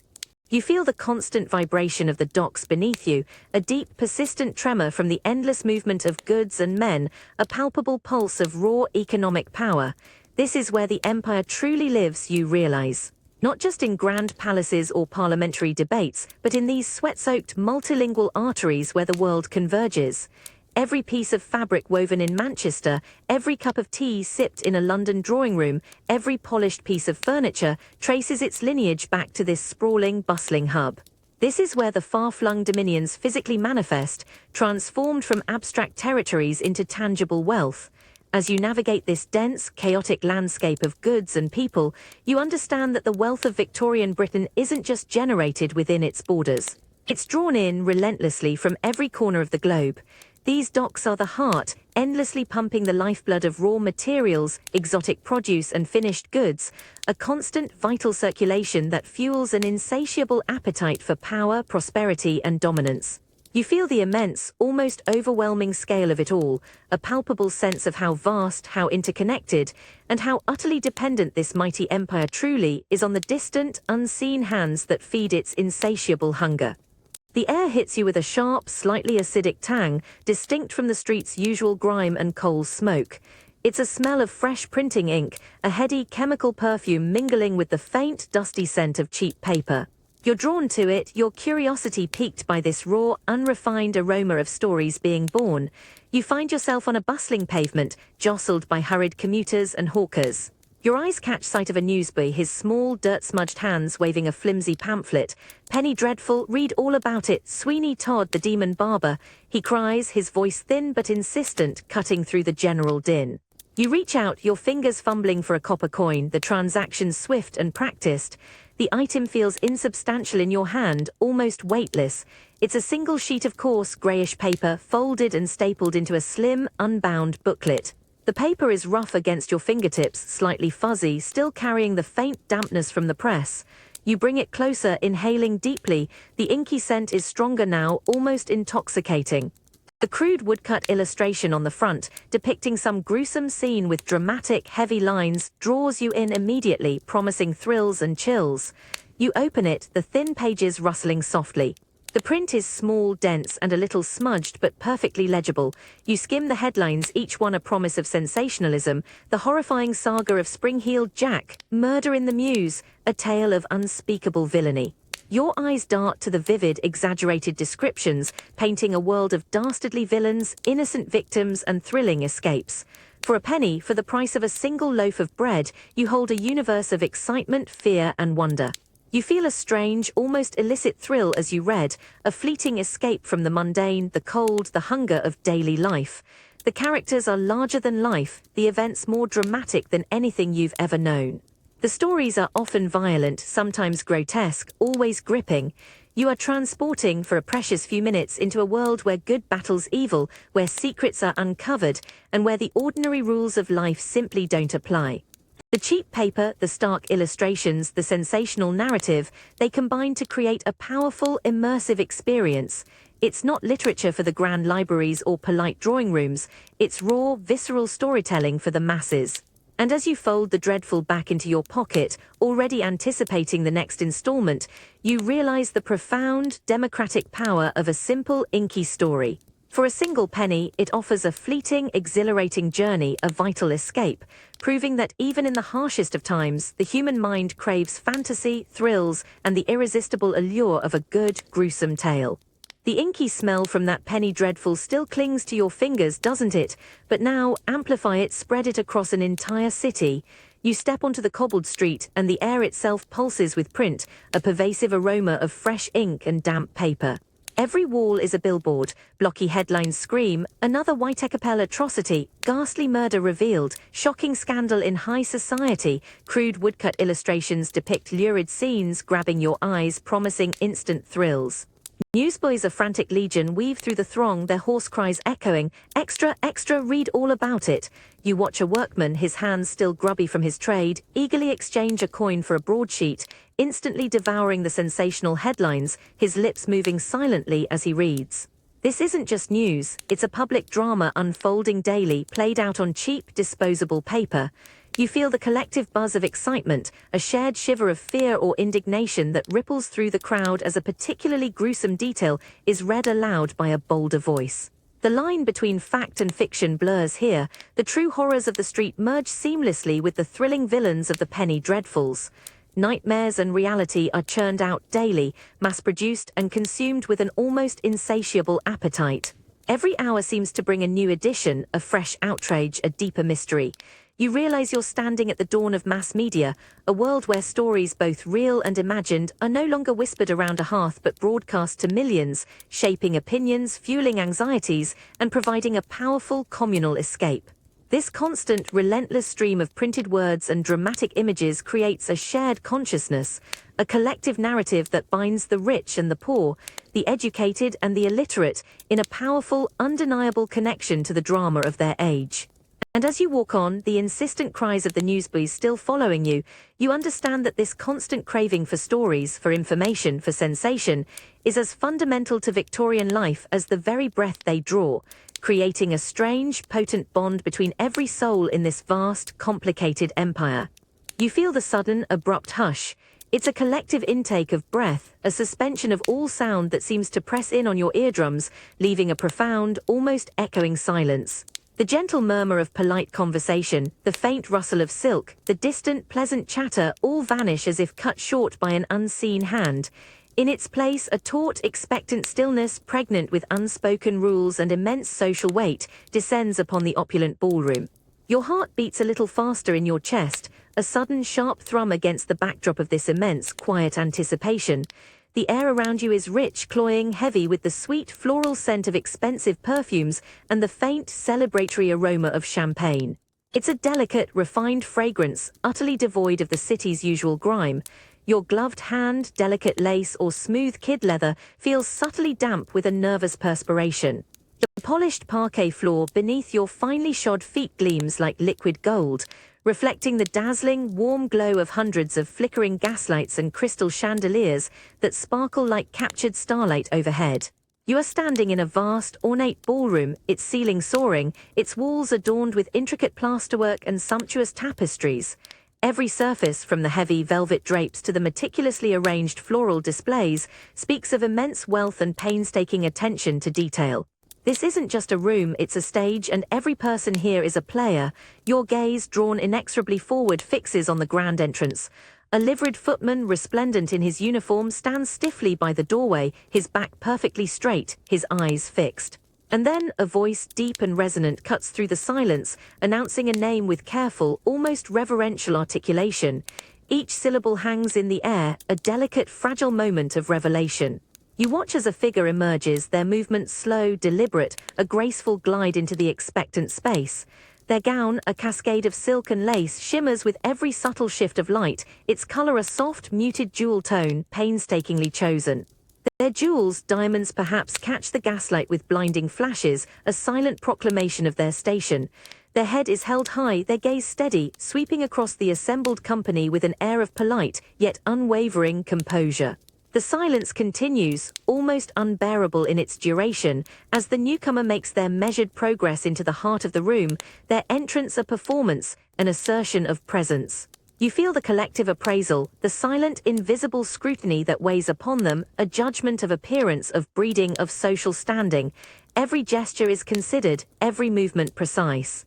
And then, as if on cue, a soft, polite murmur begins to rise again, a ripple of quiet conversation that quickly spreads, filling the vast space.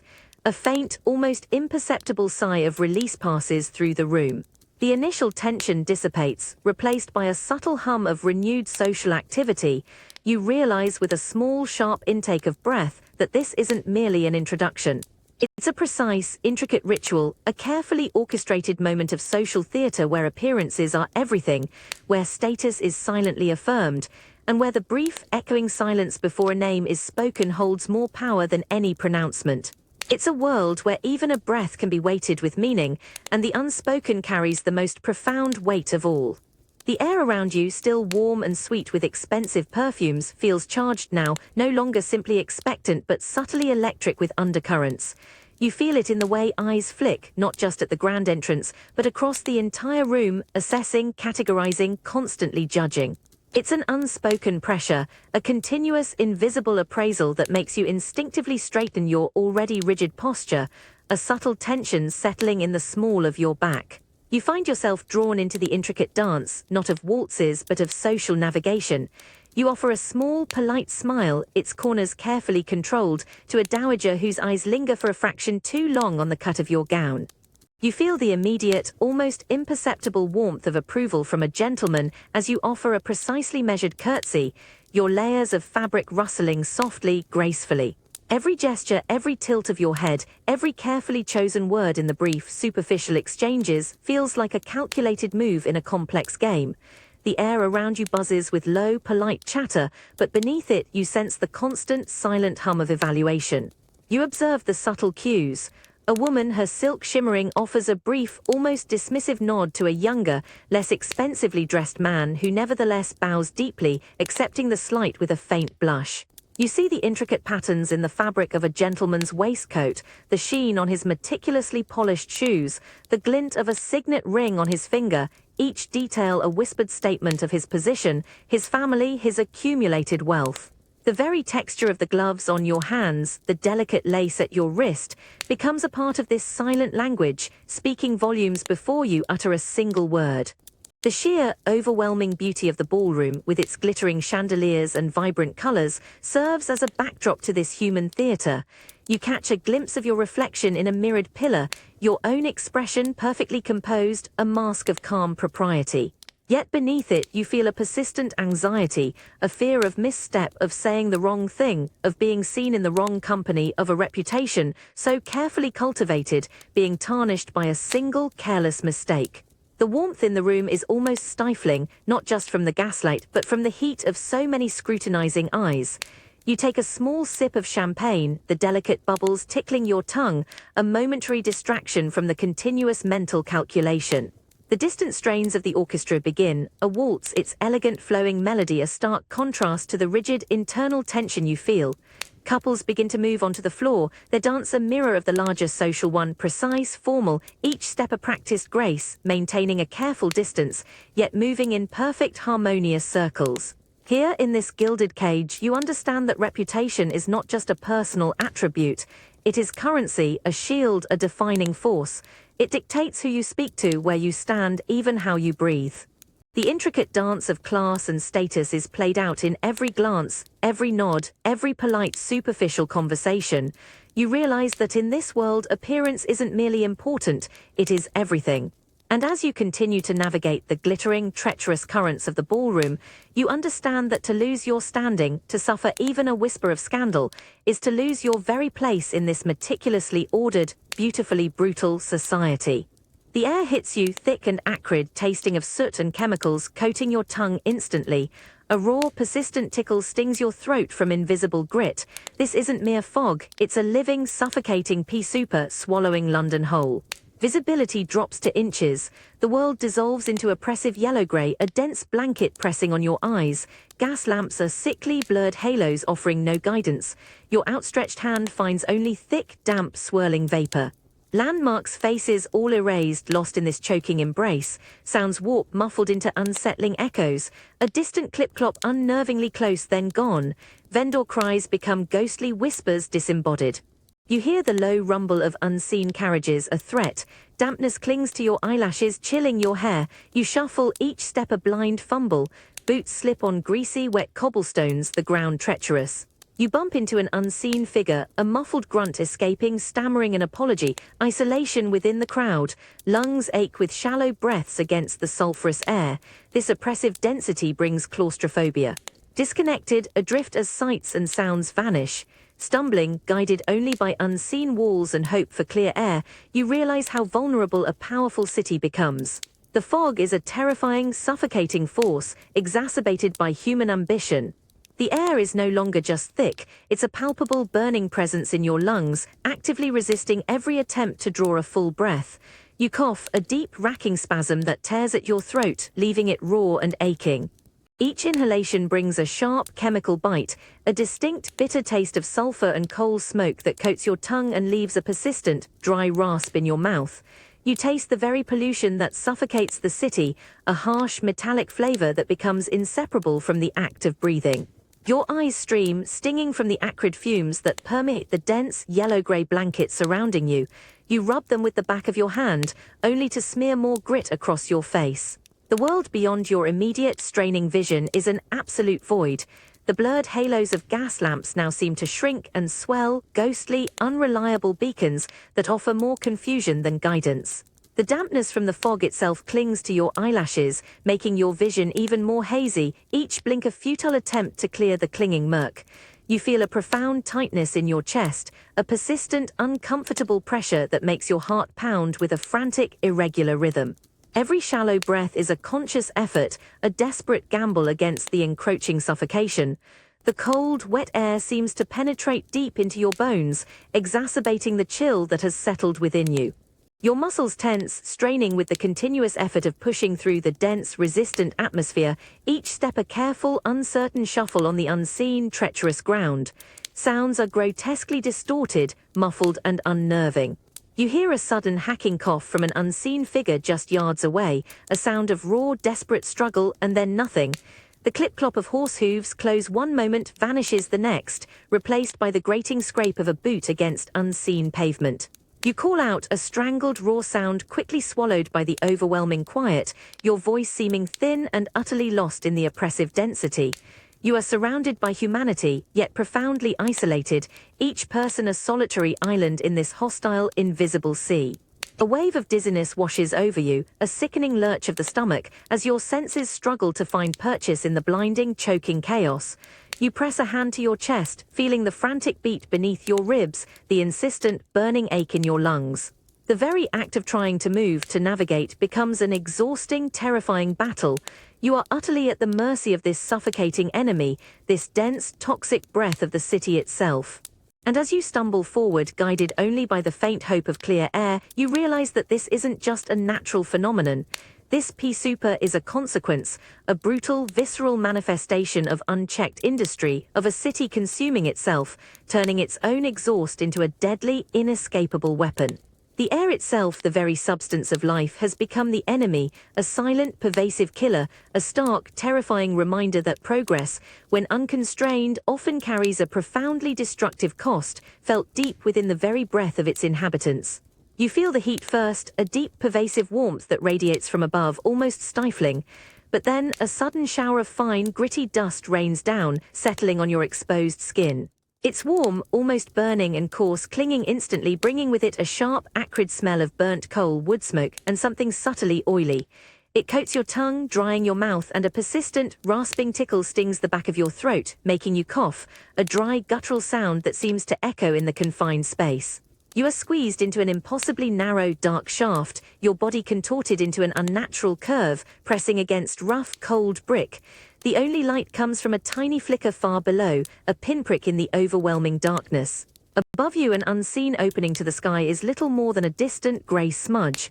The air is thick, stale, laden with soot, making each breath a conscious, slightly painful effort. You can feel the constant, fine grit on your eyelashes, in your hair, even between your teeth. Your hands, already raw and stiff from repeated scraping, are black, utterly encased in a thick, sticky layer of soot. You rub them together and the dry, powdery blackness crumbles, yet adheres, impossible to remove. The rough, sooty brick scrapes against your knees, your elbows, your back, leaving stinging abrasions that are instantly filled with the burning black dust. You feel a profound claustrophobia, a sense of immense, unyielding weight pressing in from all sides, threatening to crush you. The silence, broken only by your own strained breathing and the scuttling of unseen creatures, is immense, oppressive. You move upwards inch by painstaking inch, pushing yourself against the rough, vertical walls, your feet seeking purchase on tiny, crumbling ledges. The effort is immense, every muscle in your small body screaming in protest. The darkness is absolute, save for that distant, tempting glimmer of light above. You feel a sudden tremor in the brick, a faint rumble from the unseen world beyond your confined space, and your heart pounds with a frantic, animal fear. One wrong move, one loose brick, and the descent would be swift, brutal. Ahead you hear a faint, high-pitched scurry, a quick, almost panicked movement. It's the sound of a rat navigating the same treacherous path, another denizen of this suffocating, subterranean world. You feel a wave of nausea, a dizzying mix of fear, exhaustion, and the cloying, acrid air. Your head throbs with a dull ache, your lungs burn, and your skin feels permanently coated, itchy, and ingrained with the dark, pervasive grime. This isn't just a task, it's an ordeal, a descent into a burning, suffocating hell performed by the smallest, most desperate members of society. You realize that the clean, warm hearths of Victorian homes, the comforting glow of their fires, come at an unimaginable cost. Your body, your very breath, is sacrificed to keep them burning.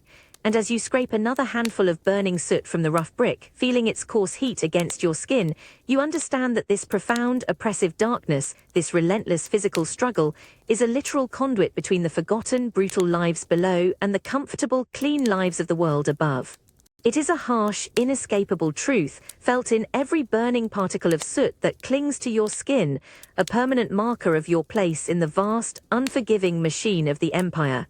The sharp, biting wind tears at your threadbare clothes, a cruel reminder of the biting cold that always seems to find its way into your small bones. Your hands, already chapped and raw from the cold and perpetual grime, clutch a flimsy bundle of newspapers, their edges stiff with dampness. The inky smell of the print, usually a fleeting escape, is just another common scent now, mingling with the pervasive damp and the distant, acrid tang of coal smoke that hangs over the city like a pall. You are small, impossibly so, dwarfed by the towering buildings and the ceaseless rush of the bustling street. Your voice, when you try to cry out, "Paper, read all about it," is thin, quickly swallowed by the cacophony of carriage wheels, vendor shouts, and the endless tread of hurried feet. No one truly looks at you, not really.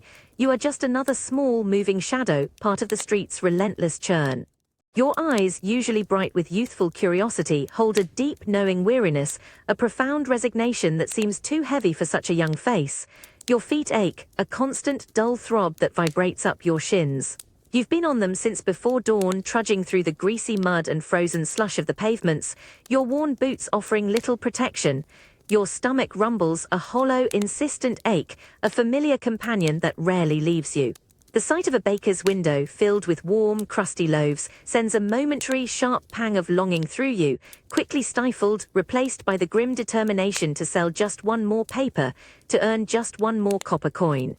You see other children, countless others, scattered across the city, performing tasks that steal their youth.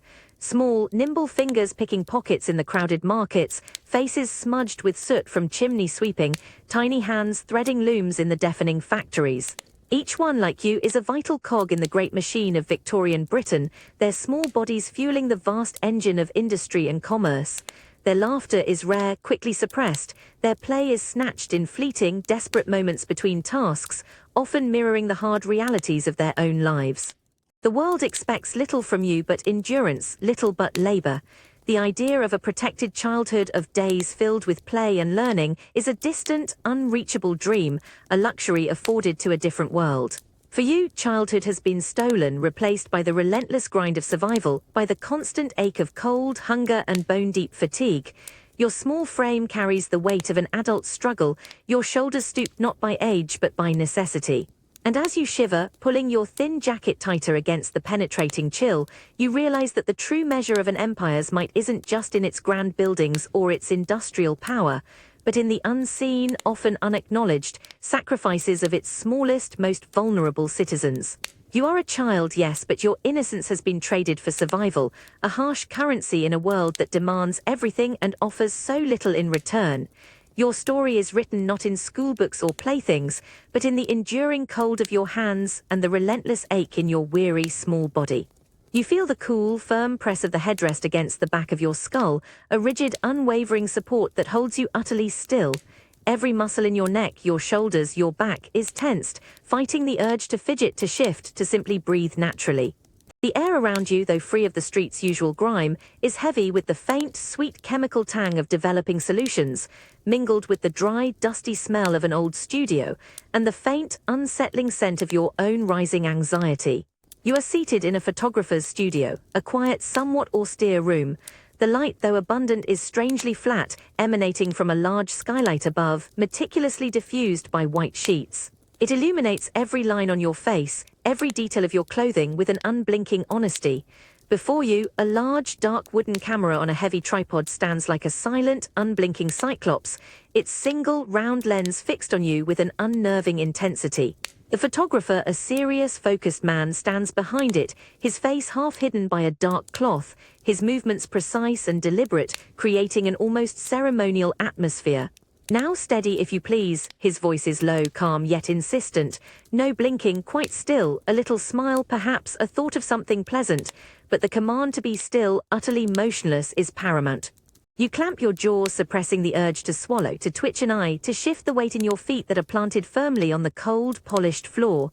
Your lips feel stretched, frozen into a polite, unnatural curve. You feel the slow, insistent burn in your eye muscles, resisting the urge to blink, to relax, to be anything but perfectly, unnaturally still. The moment stretches, an eternity in miniature.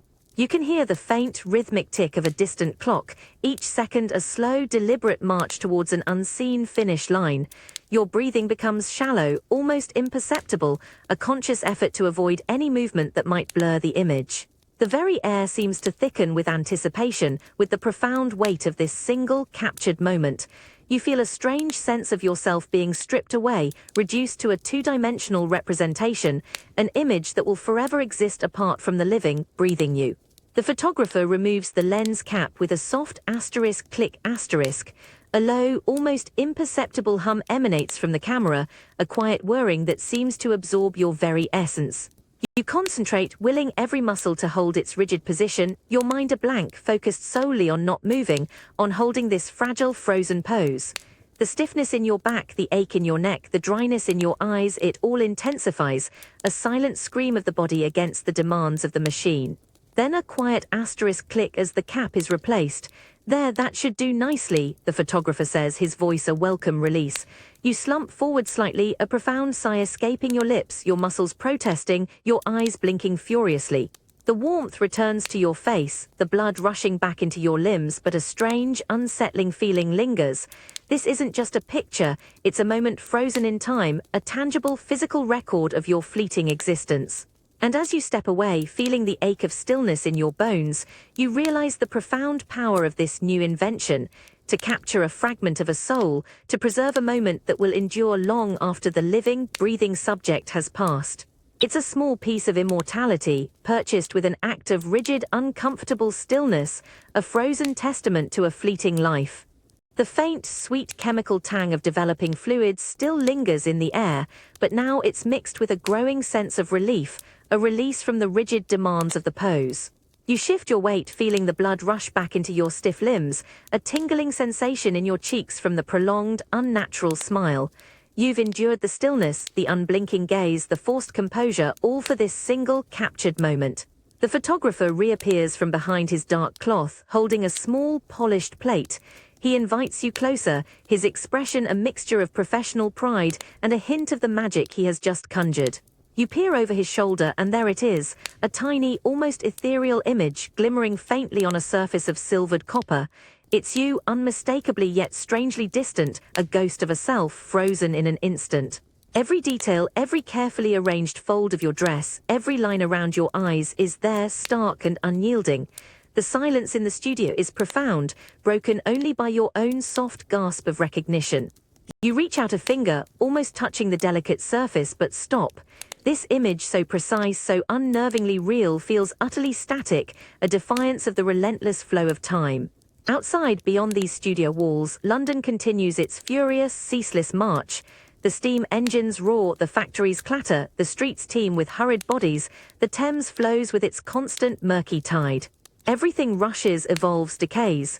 Yet here, in this small, gleaming rectangle, a fragment of existence is held perfectly still, impervious to change, to aging, to the inevitable march of progress.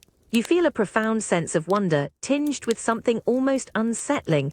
This isn't a painted portrait where the artist's hand interprets, softens, or idealizes. This is a brutal, objective truth, a mechanical reproduction of reality, capturing every imperfection, every fleeting shadow. It's a glimpse of yourself as others see you, as time itself might record you, stripped bare of movement and immediate life. The air in the studio, once heavy with anticipation, now feels charged with the quiet power of this new technology. You hold the finished daguerreotype in your hands later, encased in its velvet-lined case, a small, precious portal to a frozen past. It's cool and smooth against your fingertips, surprisingly heavy for its size. The metallic gleam shifts with the light, making the image appear and disappear, almost breathing.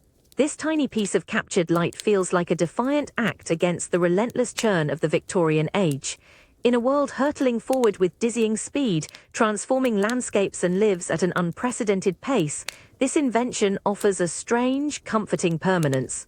And as you look upon your own unblinking gaze, frozen forever in that delicate silver plate, you realize the immense, almost desperate human desire to hold on to moments, to defy the relentless current of change.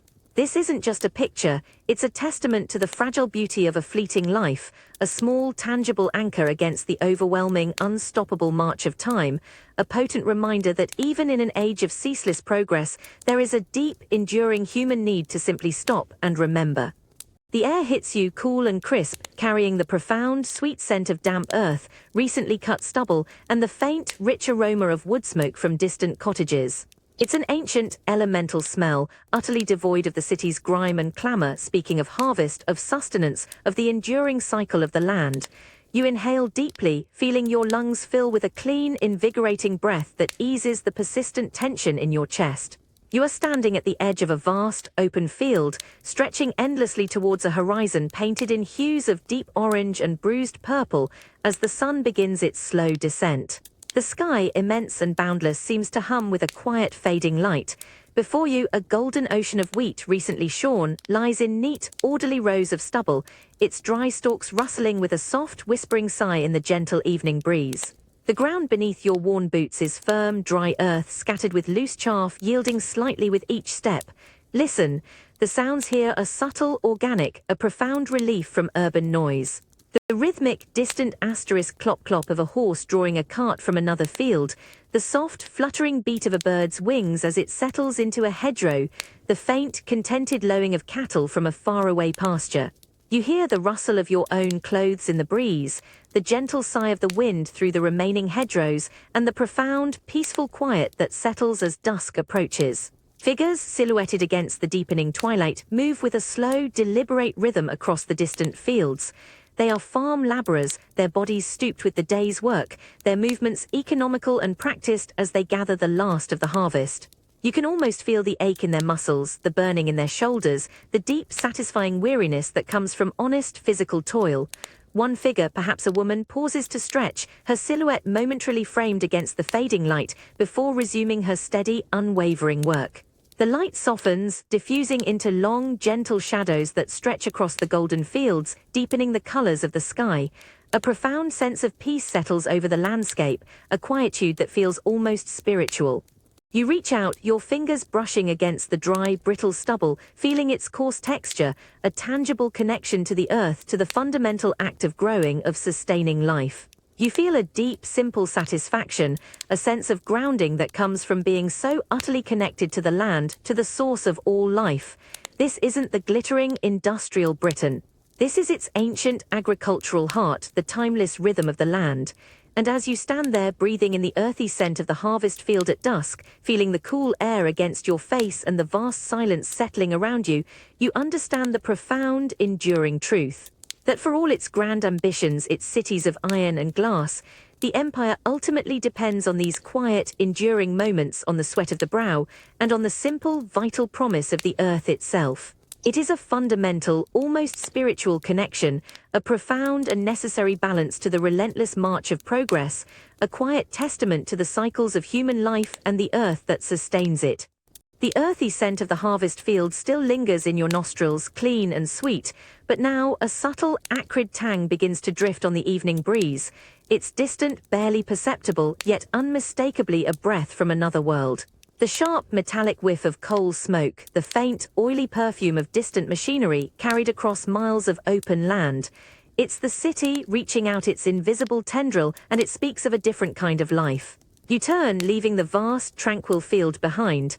The path beneath your boots gradually hardens, the soft, yielding earth giving way to compacted dirt, then to rough, uneven cobblestones.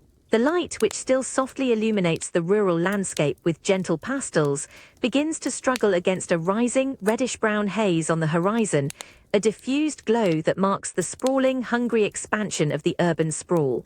The immense, quiet peace of the countryside slowly recedes, replaced by an emerging distant hum, a low, persistent thrum that vibrates faintly through the ground. Listen closely. The soft rustle of wheat stubble, the gentle cooing of wood pigeons, the distant bleat of sheep, these sounds gradually fade, swallowed by an encroaching, unfamiliar clamor. You begin to distinguish the faint, rhythmic chug of a steam engine miles away, the piercing, almost mournful shriek of a factory whistle cutting through the twilight. The air grows heavier, damper, losing its crisp purity, acquiring a gritty film that settles on your lips, the taste of soot and industrial exhaust. You see figures on the road ahead, moving not with the slow, deliberate rhythm of field workers, but with a new, hurried urgency. They are families, sometimes their possessions tied in bundles, their faces etched with a blend of apprehension and a fierce, undeniable hope. They walk away from the fading light of the fields, towards that distant, hazy glow drawn by the irresistible magnetic pull of the city's promise: work, opportunity, a future however harsh. Their eyes, when they meet yours briefly, hold a shared, silent narrative of leaving one world behind for another, a profound, irreversible shift. The open expanse around you begins to narrow. Tall hedgerows give way to rough wooden fences, then to grimy, smoke-stained brick walls. The sky above, once boundless, becomes a smaller, more grudging expanse, increasingly obscured by the rising pall of industrial haze. You feel the cold of the paving stones seep through your worn boots, a constant, unyielding reminder of the hard, man-made ground beneath you. This isn't just a journey from one place to another. It's a passage between two distinct worlds, two different versions of Britain, growing further apart with every passing year. The slow, enduring cycles of the land are being outpaced by the relentless, insatiable hunger of industry and urbanization. And as you finally step onto the grimy, bustling periphery of the city, feeling the jostle of strangers and breathing the acrid, smoke-laden air, you understand that the chasm between country and city isn't just a physical distance. It's a widening gulf in experience, in expectation, in the very soul of the nation, marking an irreversible, profound shift in the human landscape, leaving behind a fading echo of a life that once was.